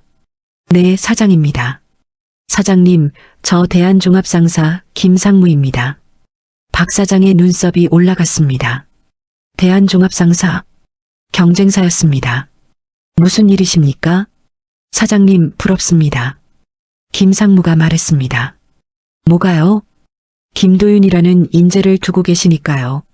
박 사장은 펜을 내려놓았습니다. 무슨 말씀이십니까? 저희가 스카웃 제의했습니다. 김상무가 말했습니다. 연봉 300, 계약금 2천만 원 제시했는데 단칼에 거절하더군요. 박 사장의 눈이 커졌습니다. 2천만 원을요? 네. 저희도 놀랐습니다. 김상무가 말했습니다. 요즘 그런 사람 없거든요. 왜 거절했다고 하던가요? 사장님께 빚을 졌다고 하더군요. 김상무가 웃으며 말했습니다. 의리 때문에 못 간다고요. 박 사장은 아무 말도 하지 못했습니다. 부럽습니다, 정말. 김상무가 말했습니다. 그런 인재 옆에 두시니까요. 전화가 끊어졌습니다. 박 사장은 수화기를 내려놓고 창밖을 바라봤습니다. 도윤이가 2천만 원을 거절했다고? 그는 즉시 비서를 불렀습니다. 김도윤 본부장 좀 불러줘. 네, 사장님. 10분 후 도윤이 사장실 문을 열고 들어왔습니다. 사장님, 부르셨습니까? 앉아. 도윤은 소파에 앉았습니다. 박 사장도 맞은편에 앉았습니다. 잠시 침묵이 흘렀습니다. 도윤아. 네. 대한종합상사에서 연락 왔었어?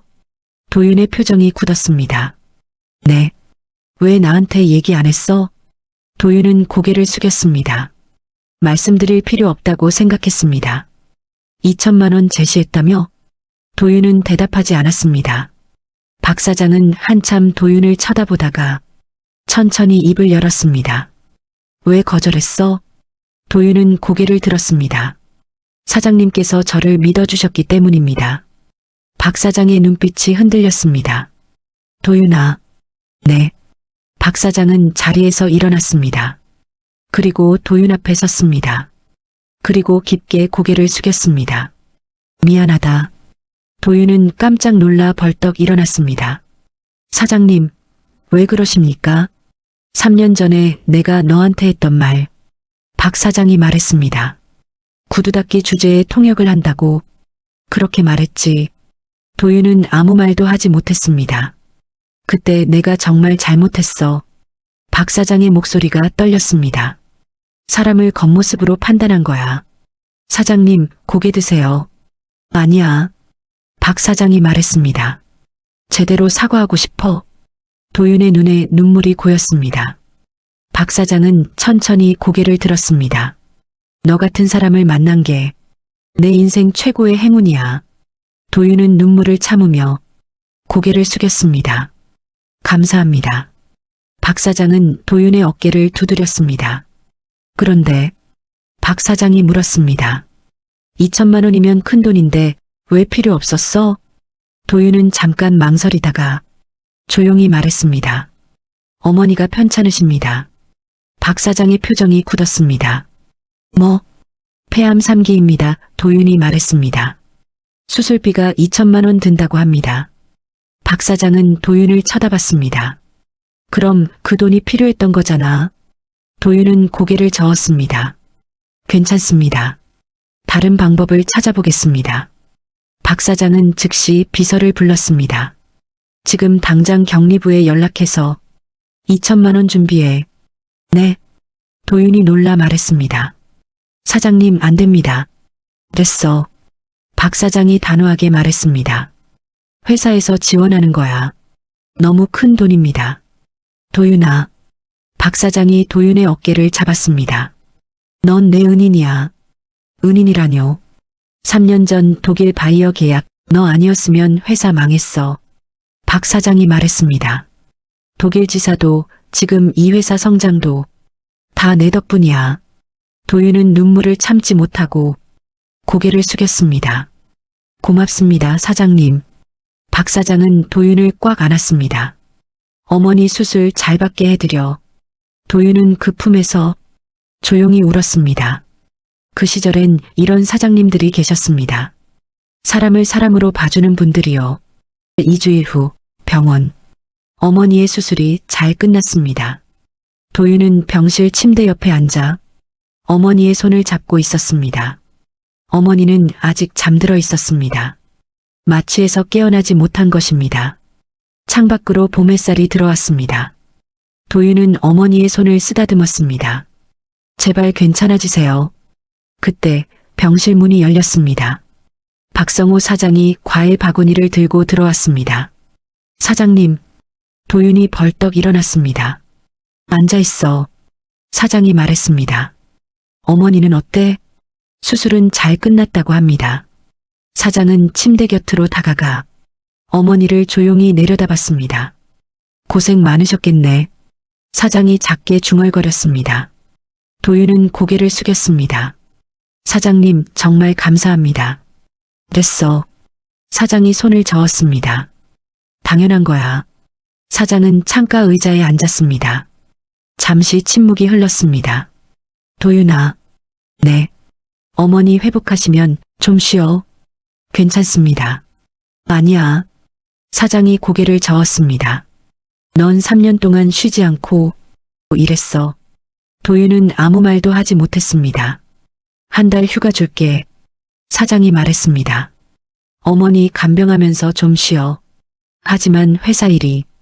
회사는 내가 있잖아. 사장이 웃었습니다. 도윤은 천천히 고개를 끄덕였습니다. 감사합니다. 사장은 자리에서 일어나며 도윤의 어깨를 두드렸습니다. 힘내. 사장이 병실을 나갔습니다. 도윤은 다시 어머니 옆에 앉았습니다. 그리고 어머니의 손을 꽉 잡았습니다. 1997년 여름, 어머니는 천천히 회복했습니다.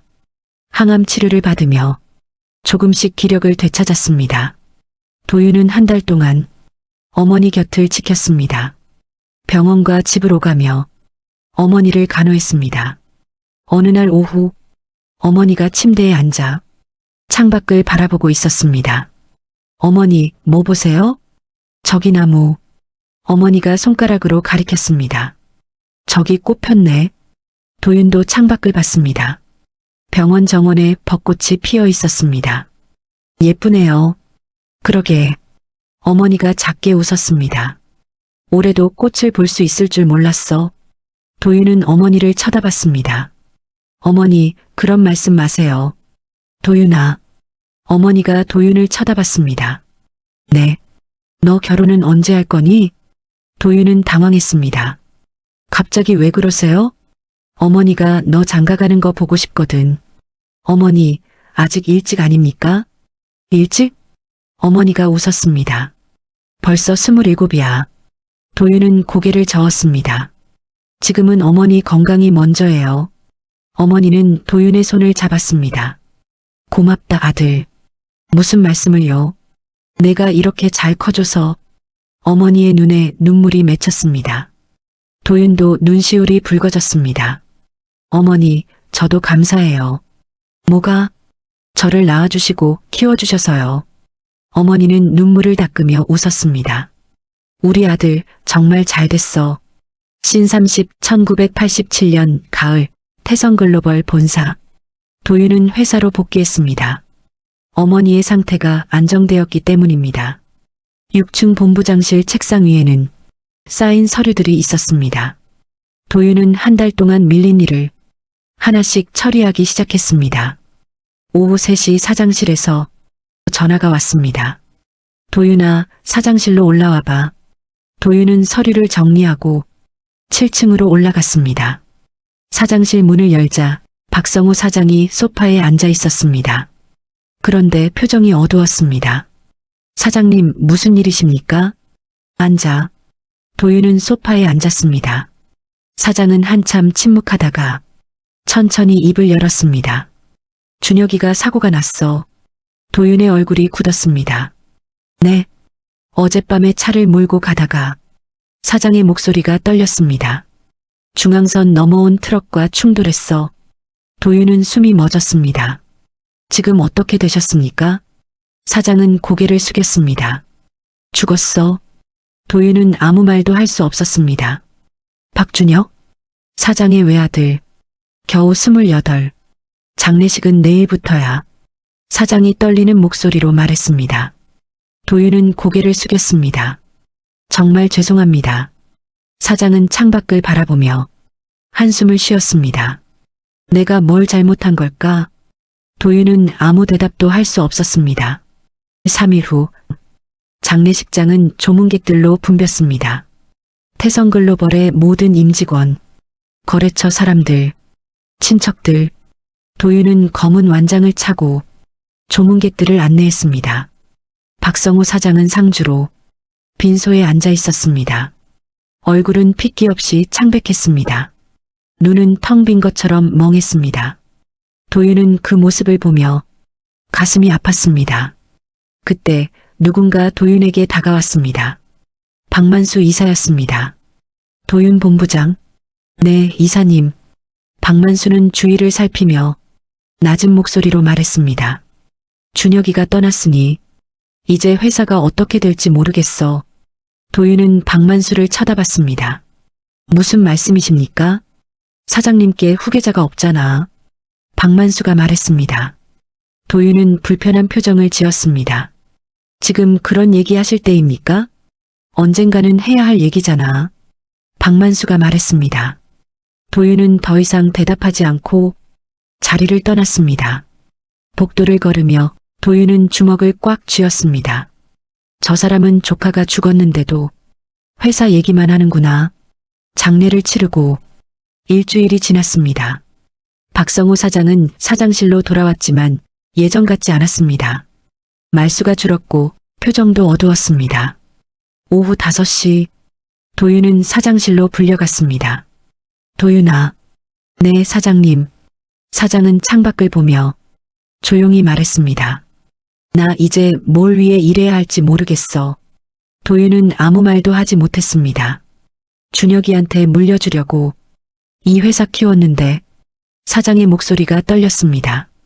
이제 다 무슨 소용이야. 도윤은 천천히 입을 열었습니다. 사장님. 응? 준혁 팀장님께서도 사장님이 이러시는 걸 원하지 않으실 겁니다. 사장은 도윤을 쳐다봤습니다. 회사는 사장님 혼자만의 것이 아닙니다. 도윤이 말했습니다. 여기서 일하는 200명의 직원들, 그 가족들까지 생각하면 1000명이 넘는 사람들이 이 회사에 의지하고 있습니다. 사장은 침묵했습니다. 사장님께서 포기하시면 그 사람들은 어떻게 됩니까? 사장은 한참 도윤을 보다가 천천히 고개를 끄덕였습니다. 그래, 내 말이 맞아. 사장은 자리에서 일어나 창밖을 바라봤습니다. 도윤아. 네. 너 나 도와줄 수 있겠어? 도윤은 즉시 대답했습니다. 물론입니다. 사장은 돌아서며 도윤을 쳐다봤습니다. 고맙다. 그리고 작게 웃었습니다. 내가 있어서 다행이야. 도윤은 고개를 숙였습니다. 그 시절 어른들은 자식을 잃고도 이렇게 다시 일어서야 했습니다. 1987년 겨울. 겨울이 왔습니다. 서울거리는 차가운 바람으로 가득했습니다. 도윤은 회사 일에 몰두했습니다. 박성우 사장을 도와 회사를 안정시키기 위해 밤낮 없이 일했습니다. 어머니는 집에서 천천히 회복 중이었습니다. 항암 치료를 마치고 정기 검진만 받는 상태였습니다. 어느 날 저녁, 도윤은 퇴근 후 집으로 돌아왔습니다. 대문을 열자 집안이 조용했습니다. 어머니? 대답이 없었습니다. 도윤은 방으로 들어갔습니다. 어머니가 침대에 누워 있었습니다. 얼굴이 창백했습니다. 어머니. 도윤은 달려가 어머니를 흔들었습니다. 어머니, 정신 차리세요. 어머니의 눈이 천천히 떠졌습니다. 도윤아, 왜 이러세요? 어디 아프세요? 괜찮아, 좀 피곤해서. 하지만 도윤은 알았습니다. 이건 단순한 피로가 아니었습니다. 병원 가요. 지금. 도윤은 어머니를 부축해 택시를 탔습니다. 신34병원 응급실. 의사가 검사 결과를 보며 고개를 저었습니다. 재발했습니다. 도윤의 세상이 무너졌습니다. 재발이요? 네. 이번에는 뼈까지 전이 됐습니다. 의사가 말했습니다. 사기입니다. 도윤은 다리에 힘이 풀렸습니다. 치료할 수 있습니까? 의사는 잠시 침묵했습니다. 최선을 다하겠습니다만 그 말의 의미를 도윤은 알았습니다. 어머니는 입원했습니다. 도윤은 병실 침대 옆에 앉아 어머니의 손을 잡았습니다. 어머니는 잠들어 있었습니다. 도윤은 눈물을 참았습니다. 안 돼, 어머니까지. 1988년 초봉. 2개월이 흘렀습니다.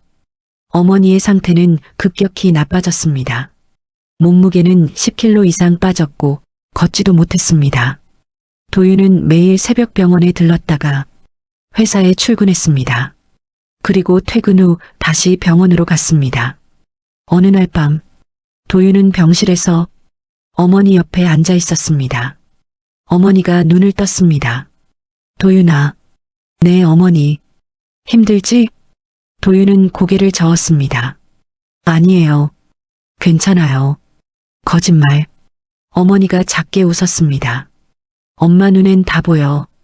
도윤은 어머니의 손을 꽉 잡았습니다. 어머니, 힘내세요. 도윤아. 네. 엄마 이제 못 버틸 것 같아. 무슨 말씀이세요? 도윤의 목소리가 떨렸습니다. 괜찮아. 어머니가 도윤의 손을 쓰다듬었습니다. 엄마는 행복했어. 어머니, 너 같은 아들 낳아서 정말 행복했어. 도윤의 눈에서 눈물이 흘러내렸습니다. 결혼은 꼭 해라. 어머니가 말했습니다. 좋은 사람 만나서 가정 꾸리고. 네. 엄마 걱정은 하지 말고. 어머니, 그런 말씀하지 마세요. 어머니는 도윤을 보며 눈물을 흘렸습니다. 사랑한다, 우리 아들. 도윤은 어머니를 꽉 안았습니다. 저도 사랑해요, 어머니. 신36 일주일 후 이른 아침 새벽 5시 도윤의 전화가 울렸습니다. 병원에서 온 전화였습니다. 보호자분, 빨리 오세요. 도윤은 옷도 제대로 입지 못한 채 택시를 타고 병원으로 달려갔습니다. 병실, 어머니는 산소호흡기를 달고 있었습니다. 의사가 도윤을 불렀습니다. 마지막 낼 수 있습니다. 도윤은 어머니 옆으로 갔습니다. 어머니의 눈이 천천히 떠졌습니다. 도윤아. 네, 어머니. 제가 왔어요. 어머니는 도윤의 손을 잡으려 했지만 힘이 없었습니다. 도윤이 어머니의 손을 잡아주었습니다. 잘 살아라. 네, 어머니. 행복하게. 네. 어머니는 작게 웃었습니다. 그리고 천천히 눈을 감았습니다. 심전도 기계의 소리가 길게 이어졌습니다. 빅. 의사가 조용히 말했습니다. 임종하셨습니다. 도윤은 어머니의 손을 꽉 잡았습니다. 어머니. 눈물이 쏟아졌습니다. 어머니 가지 마세요. 하지만 어머니는 대답하지 않았습니다. 도윤은 어머니를 꽉 안고 소리내어 울었습니다. 그 시절 부모님들은 늘 이렇게 자식 걱정만 하다가 조용히 떠나셨습니다. 3일 후 장례식장. 도윤은 상복을 입고 어머니의 영정 앞에 앉아 있었습니다. 조문객은 많지 않았습니다. 어머니의 시장 동료 몇 명, 먼 친척 몇 명, 그리고 박성호 사장이 왔습니다. 사장은 영정 앞에 절을 올렸습니다. 그리고 도윤 옆에 앉았습니다. 힘내라. 도윤은 고개를 숙인 채 아무 말도 하지 못했습니다. 이제 혼자구나. 사장이 조용히 말했습니다. 도윤은 눈물을 닦았습니다. 괜찮습니다. 괜찮을 리가 있나. 사장은 한참 도윤을 보다가 천천히 입을 열었습니다. 도윤아. 네. 나도 아들을 잃었어. 도윤은 사장을 쳐다봤습니다. 너도 부모님을 다 잃었고. 사장이 말했습니다. 도윤은 아무 말도 하지 못했습니다. 우리 둘 다 혼자야. 침묵이 흘렀습니다. 사장은 도윤의 어깨에 손을 올렸습니다. 도윤아, 나한테는 내가 필요해. 도윤은 눈물을 참으며 사장을 쳐다봤습니다. 저도 사장님이 필요합니다. 두 사람은 서로를 쳐다봤습니다. 아들을 잃은 아버지, 부모를 잃은 아들. 장례 후 일주일 사장실. 장례를 치르고 일주일이 지났습니다. 도윤은 회사로 복귀했습니다. 일을 하지 않으면 견딜 수 없었습니다. 오후 4시 사장실에서 전화가 왔습니다. 도윤아, 올라와봐. 도윤은 7층 사장실로 올라갔습니다. 사장은 창가에 서서 밖을 바라보고 있었습니다. 사장님, 부르셨습니까? 앉아. 도윤은 소파에 앉았습니다. 사장도 맞은편에 앉았습니다. 잠시 침묵이 흘렀습니다. 도윤아. 네. 내가 너한테 제안 하나 할게. 도윤은 사장을 쳐다봤습니다. 사장은 천천히 입을 열었습니다. 내 양아들이 되어주지 않겠니? 도윤의 눈이 커졌습니다. 양아들이요? 그래. 사장이 고개를 끄덕였습니다. 나한텐 이제 준혁이가 없어. 도윤은 아무 말도 하지 못했습니다. 너한테도 이제 부모님이 안 계시고. 사장이 말했습니다. 우리 가족이 되면 안 될까? 도윤은 떨리는 목소리로 물었습니다. 왜 저를? 너는 나한테 아들 같아. 사장이 말했습니다. 3년 전에 처음 봤을 때부터 뭔가 특별하다고 느꼈어. 도윤의 눈에 눈물이 고였습니다. 사장님, 물론 회사 때문만은 아니야. 사장이 말했습니다. 나도 외로워. 사장의 목소리가 떨렸습니다. 준혁이 떠나고 나니까 집에 가도 아무도 없어. 도윤은 고개를 숙였습니다. 저도 마찬가지입니다. 사장은 도윤의 손을 잡았습니다. 내 아들이 되어줘. 도윤은 눈물을 참지 못하고 고개를 끄덕였습니다. 내 아버지. 사장은 도윤을 꽉 안았습니다. 고맙다, 아들. 두 사람은 서로를 아는 채 조용히 울었습니다. 혈육은 아니었지만 이제 그들은 가족이었습니다. 그 시절엔 이렇게 피 한 방울 안 섞여도 진짜 가족이 될 수 있었습니다. 일주일 후 경영진 회의실. 박성호 사장은 경영진 회의를 소집했습니다. 회의실에는 박만수 이사를 비롯한 사장의 친척 경영진 5명이 앉아 있었습니다. 사장이 입을 열었습니다. 오늘 중요한 발표가 있어서 모셨습니다. 경영진들이 서로를 쳐다봤습니다. 김도윤 본부장을 제 양아들로 입적할 겁니다. 회의실이 술렁였습니다. 뭐라고요? 박만수가 벌떡 일어났습니다. 들은 대로야. 사장이 차분하게 말했습니다. 법적으로 입양 절차를 밟을 거고 호적에도 올릴 겁니다. 사장님, 박만수가 소리쳤습니다. 그게 무슨 말씀이십니까? 내 결정이야. 김도윤은 남입니다. 박만수가 말했습니다. 혈육도 아닌 사람을 양아들로 삼으시겠다고요? 혈육이 뭐가 중요해? 사장이 차갑게 말했습니다. 준혁이 떠나고 나니까 자네들 중 누가 나를 위로해줬어? 박만수는 아무 말도 하지 못했습니다. 도윤이는 달라. 사장이 말했습니다. 준혁이 떠난 후에도 회사를 지키기 위해 밤낮 없이 일했어. 하지만 결정은 끝났어. 사장이 말을 끊었습니다. 다음 주에 입양 신고할 거야. 사장은 자리에서 일어났습니다. 회의 끝. 사장이 회의실을 나갔습니다. 남은 경영진들은 서로를 쳐다봤습니다. 박만수가 주먹을 쾅 쳤습니다. 이건 안 돼. 옆에 앉은 박만수의 동생 박만식이 말했습니다. 형님, 이러다가 회사 다 빼앗기는 거 아닙니까? 그러게 말이야. 다른 친척이 말했습니다. 양아들이 되면 상속권도 생기는 거 아닙니까?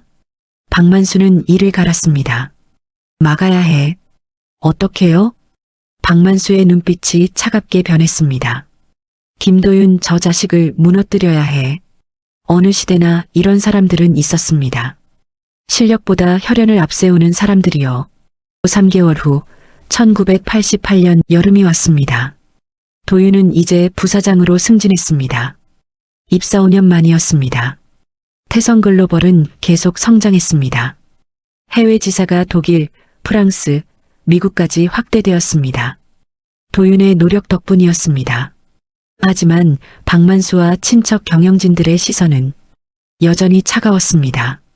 같은 날 저녁 사장 자택, 저녁 8시 박성우 사장의 집. 도윤은 일주일에 2~3번 사장 집에서 저녁을 먹었습니다. 이제 진짜 가족처럼 함께 시간을 보냈습니다. 식탁? 사장과 도윤이 마주 앉아 있었습니다. 요즘 회사 분위기 어때? 사장이 물었습니다. 좋습니다. 도윤이 대답했습니다. 해외 수주도 늘고 있고요. 그게 아니라 사장이 말했습니다. 박만수 쪽 말이야. 도윤은 잠시 침묵했습니다. 여전합니다. 계속 너를 견제하지? 괜찮습니다. 도윤이 말했습니다. 저는 일만 잘하면 됩니다. 사장은 한숨을 쉬었습니다. 미안하다. 왜요? 너 때문에 친척들이랑 사이가 나빠졌잖아. 도윤은 고개를 저었습니다. 아버지는 잘못이 없으세요. 하지만 아버지. 도윤이 사장을 쳐다봤습니다. 내가 없었으면 나 어떻게 살았을지 몰라. 사장이 말했습니다. 준혁이 떠나고 나서 정말 힘들었거든. 도윤의 눈빛이 부드러워졌습니다. 저도 마찬가지입니다. 도윤이 말했습니다. 부모님 다 잃고 나서 아버지가 아니었으면 견디지 못했을 겁니다. 두 사람은 서로를 바라봤습니다. 혈육은 아니었지만 진짜 부자였습니다. 2개월 후 1988년 가을이 왔습니다. 어느 날 아침 도윤은 사무실에서 서류를 검토하고 있었습니다. 그때 비서가 황급히 들어왔습니다. 부사장님, 왜 그래? 큰일 났습니다. 도윤은 자리에서 일어났습니다. 무슨 일인데? 사장님이 쓰러지셨습니다. 도윤의 얼굴이 하얗게 질렸습니다. 뭐? 지금 병원으로 가셨습니다. 도윤은 즉시 차를 타고 병원으로 달려갔습니다. 병원 응급실. 도윤은 복도를 뛰어왔습니다. 의사가 나왔습니다. 보호자 되십니까? 네, 아들입니다. 심근경색입니다. 의사가 말했습니다. 다행히 빨리 발견해서 응급시술했습니다.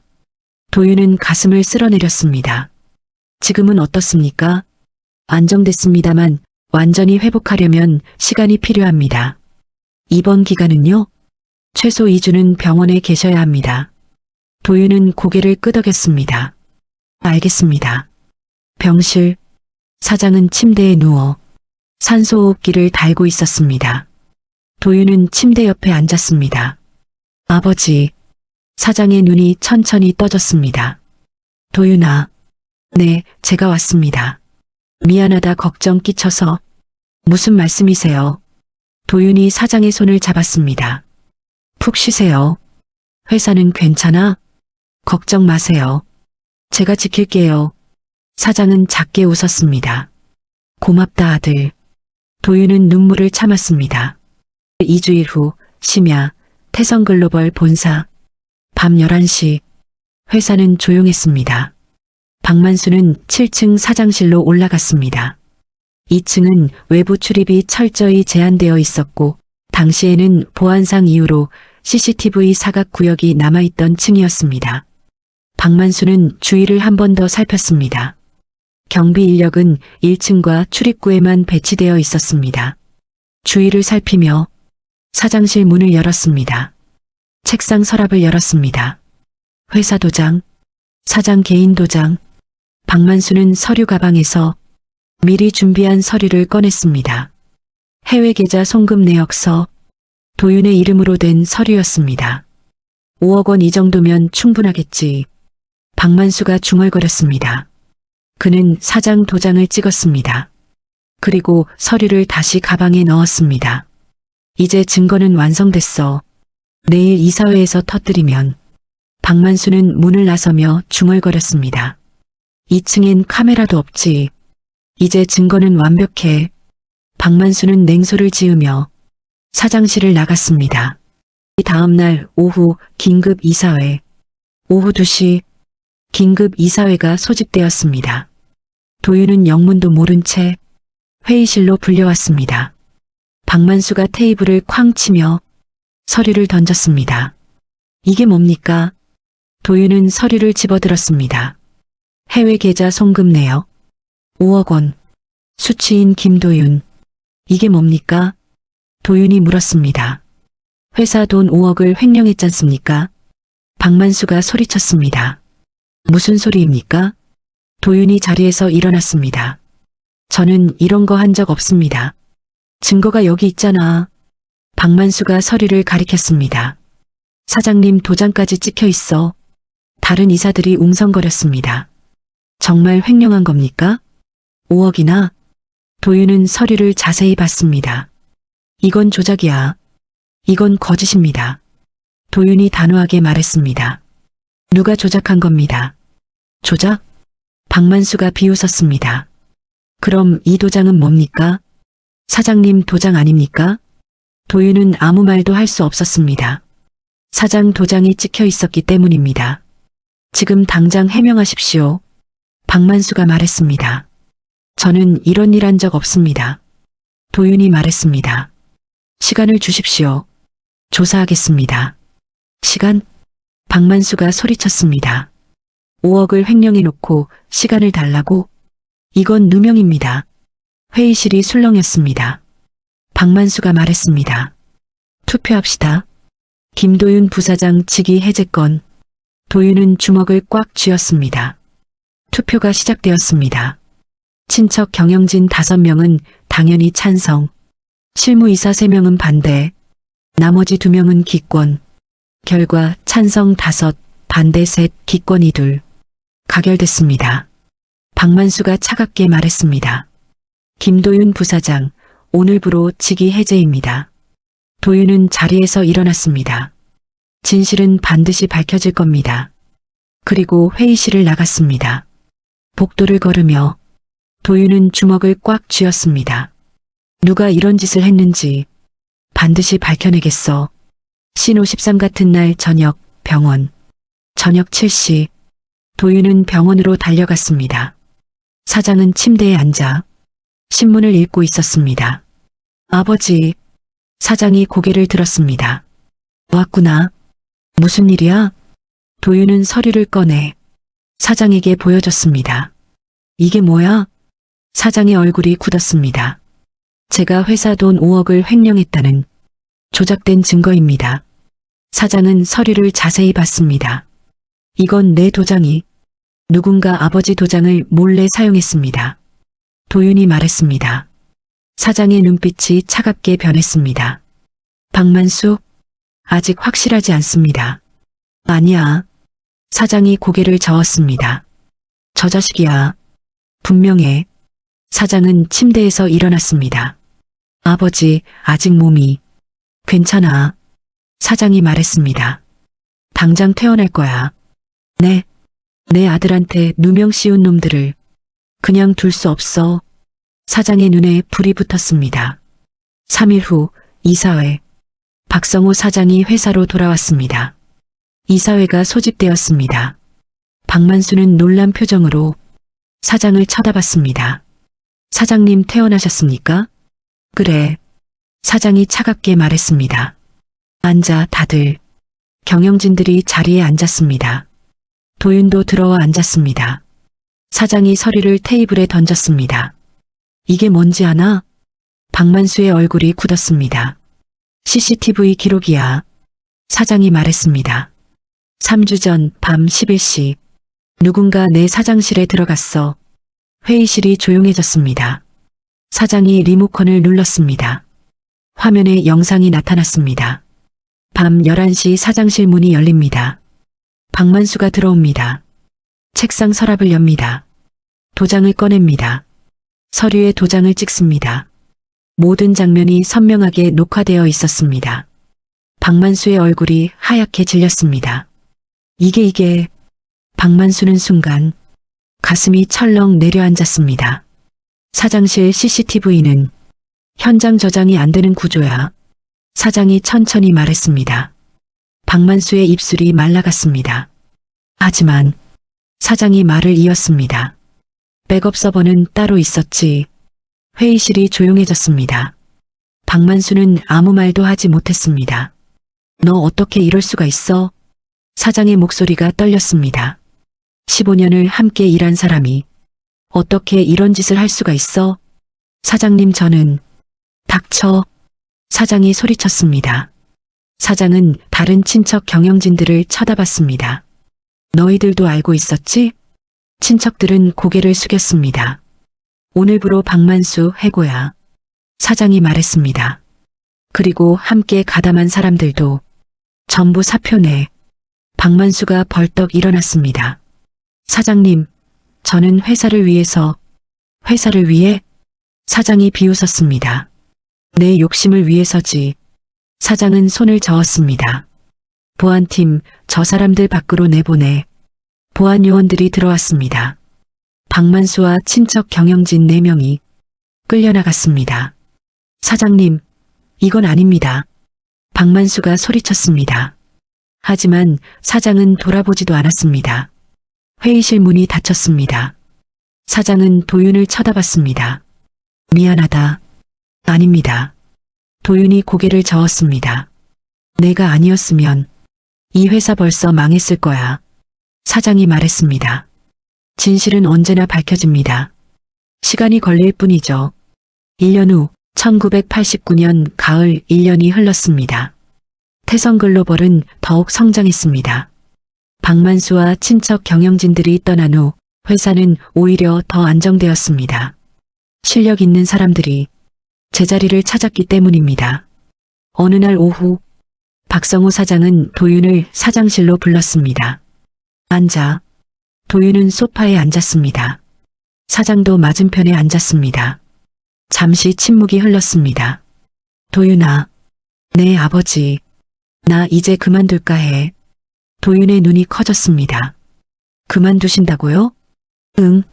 사장이 고개를 끄덕였습니다. 나이도 있고 건강도 안 좋고, 하지만 이 회사는 이제 내 거야.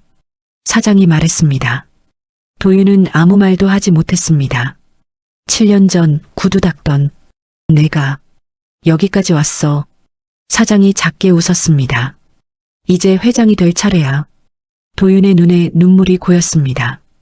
아버지, 내가 자랑스러워. 사장이 말했습니다. 정말 자랑스러워. 도윤은 고개를 숙였습니다. 제가 여기까지 올 수 있었던 건 아버지 덕분입니다. 아니야. 사장이 고개를 저었습니다. 내 실력이야.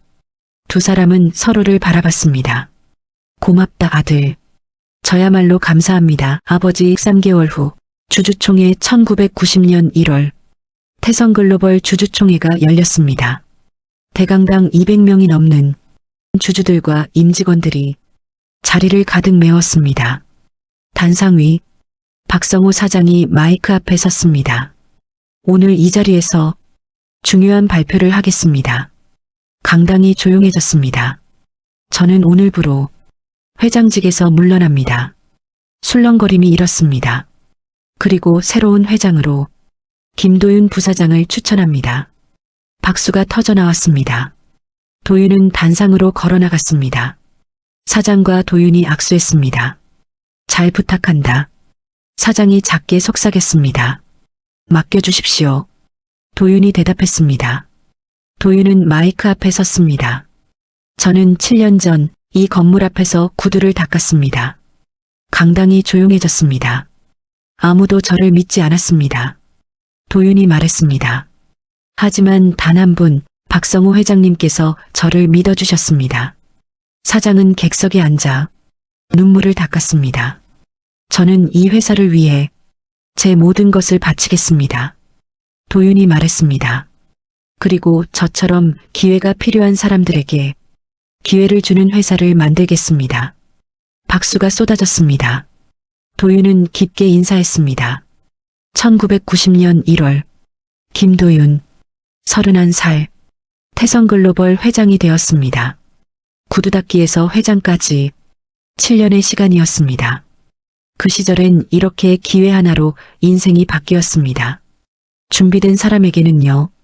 2024년 현재 서울 강남 고층 빌딩 태성글로벌 본사 75세의 김도윤 명예회장이 창밖을 바라보고 있습니다. 흰머리, 주름진 얼굴, 하지만 눈빛은 여전히 날카롭습니다. 비서가 들어왔습니다. 회장님, 장학금 수여식 시간입니다. 알았네. 도윤은 자리에서 일어났습니다. 복도를 걸으며 벽에 걸린 사진들을 봤습니다. 1982년 태성무역 시절, 사진 1990년 회장, 취임 사진 2000년, 해외 지사 확장 사진, 그리고 박성호 전 회장 사진. 도윤은 잠시 멈춰섰습니다. 아버지 잘 지내고 계시죠? 박성호는 10년 전 세상을 떠났습니다. 도윤은 사진에 묵념하고 다시 걸었습니다. 대강당에는 100명의 대학생들이 앉아 있습니다. 모두 형편이 어려운 학생들. 하지만 성적이 우수한 학생들입니다. 도윤이 단상에 올랐습니다. 여러분 축하합니다. 학생들이 박수를 쳤습니다. 저는 여러분 나이때 대학을 중퇴했습니다. 학생들이 놀란 표정을 지었습니다. 가난 때문이었습니다. 도윤이 말했습니다. 하지만 포기하지 않았습니다. 학생들이 집중해서 들었습니다. 구두를 닦으면서도 저는 배웠습니다. 도윤이 말했습니다. 듣고 보고 준비했습니다. 그리고 기회가 왔을 때 저는 준비되어 있었습니다. 도윤은 학생들을 천천히 둘러봤습니다. 여러분도 지금 힘들 겁니다. 하지만 포기하지 마십시오. 준비하십시오. 기회는 반드시 옵니다. 그리고 그때 준비된 사람만이 잡을 수 있습니다. 학생들의 눈에 눈물이 고였습니다. 도윤은 장학증서를 한 명씩 직접 전달했습니다. 한 여학생이 증서를 받으며 떨리는 목소리로 말했습니다. 회장님 감사합니다. 아니야.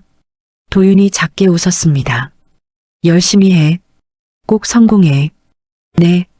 어느 날 저녁, 도윤은 혼자 사무실에 앉아 서울 야경을 바라봤습니다. 1982년 겨울 도윤이 중얼거렸습니다. 저는 구두를 닦고 있었습니다. 아무도 저를 보지 않았습니다. 하지만 저는 보고 있었습니다. 듣고 있었습니다. 준비하고 있었습니다. 도윤은 책상 서랍을 열었습니다. 낡은 사진 한 장 1982년 을지로 3가 태성무역 건물 앞 구두. 상자를 든 젊은 도윤. 그때의 나는 알았을까? 도윤이 사진을 쓰다듬었습니다.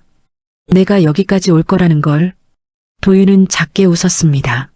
아버지, 어머니, 저 잘 살았습니다.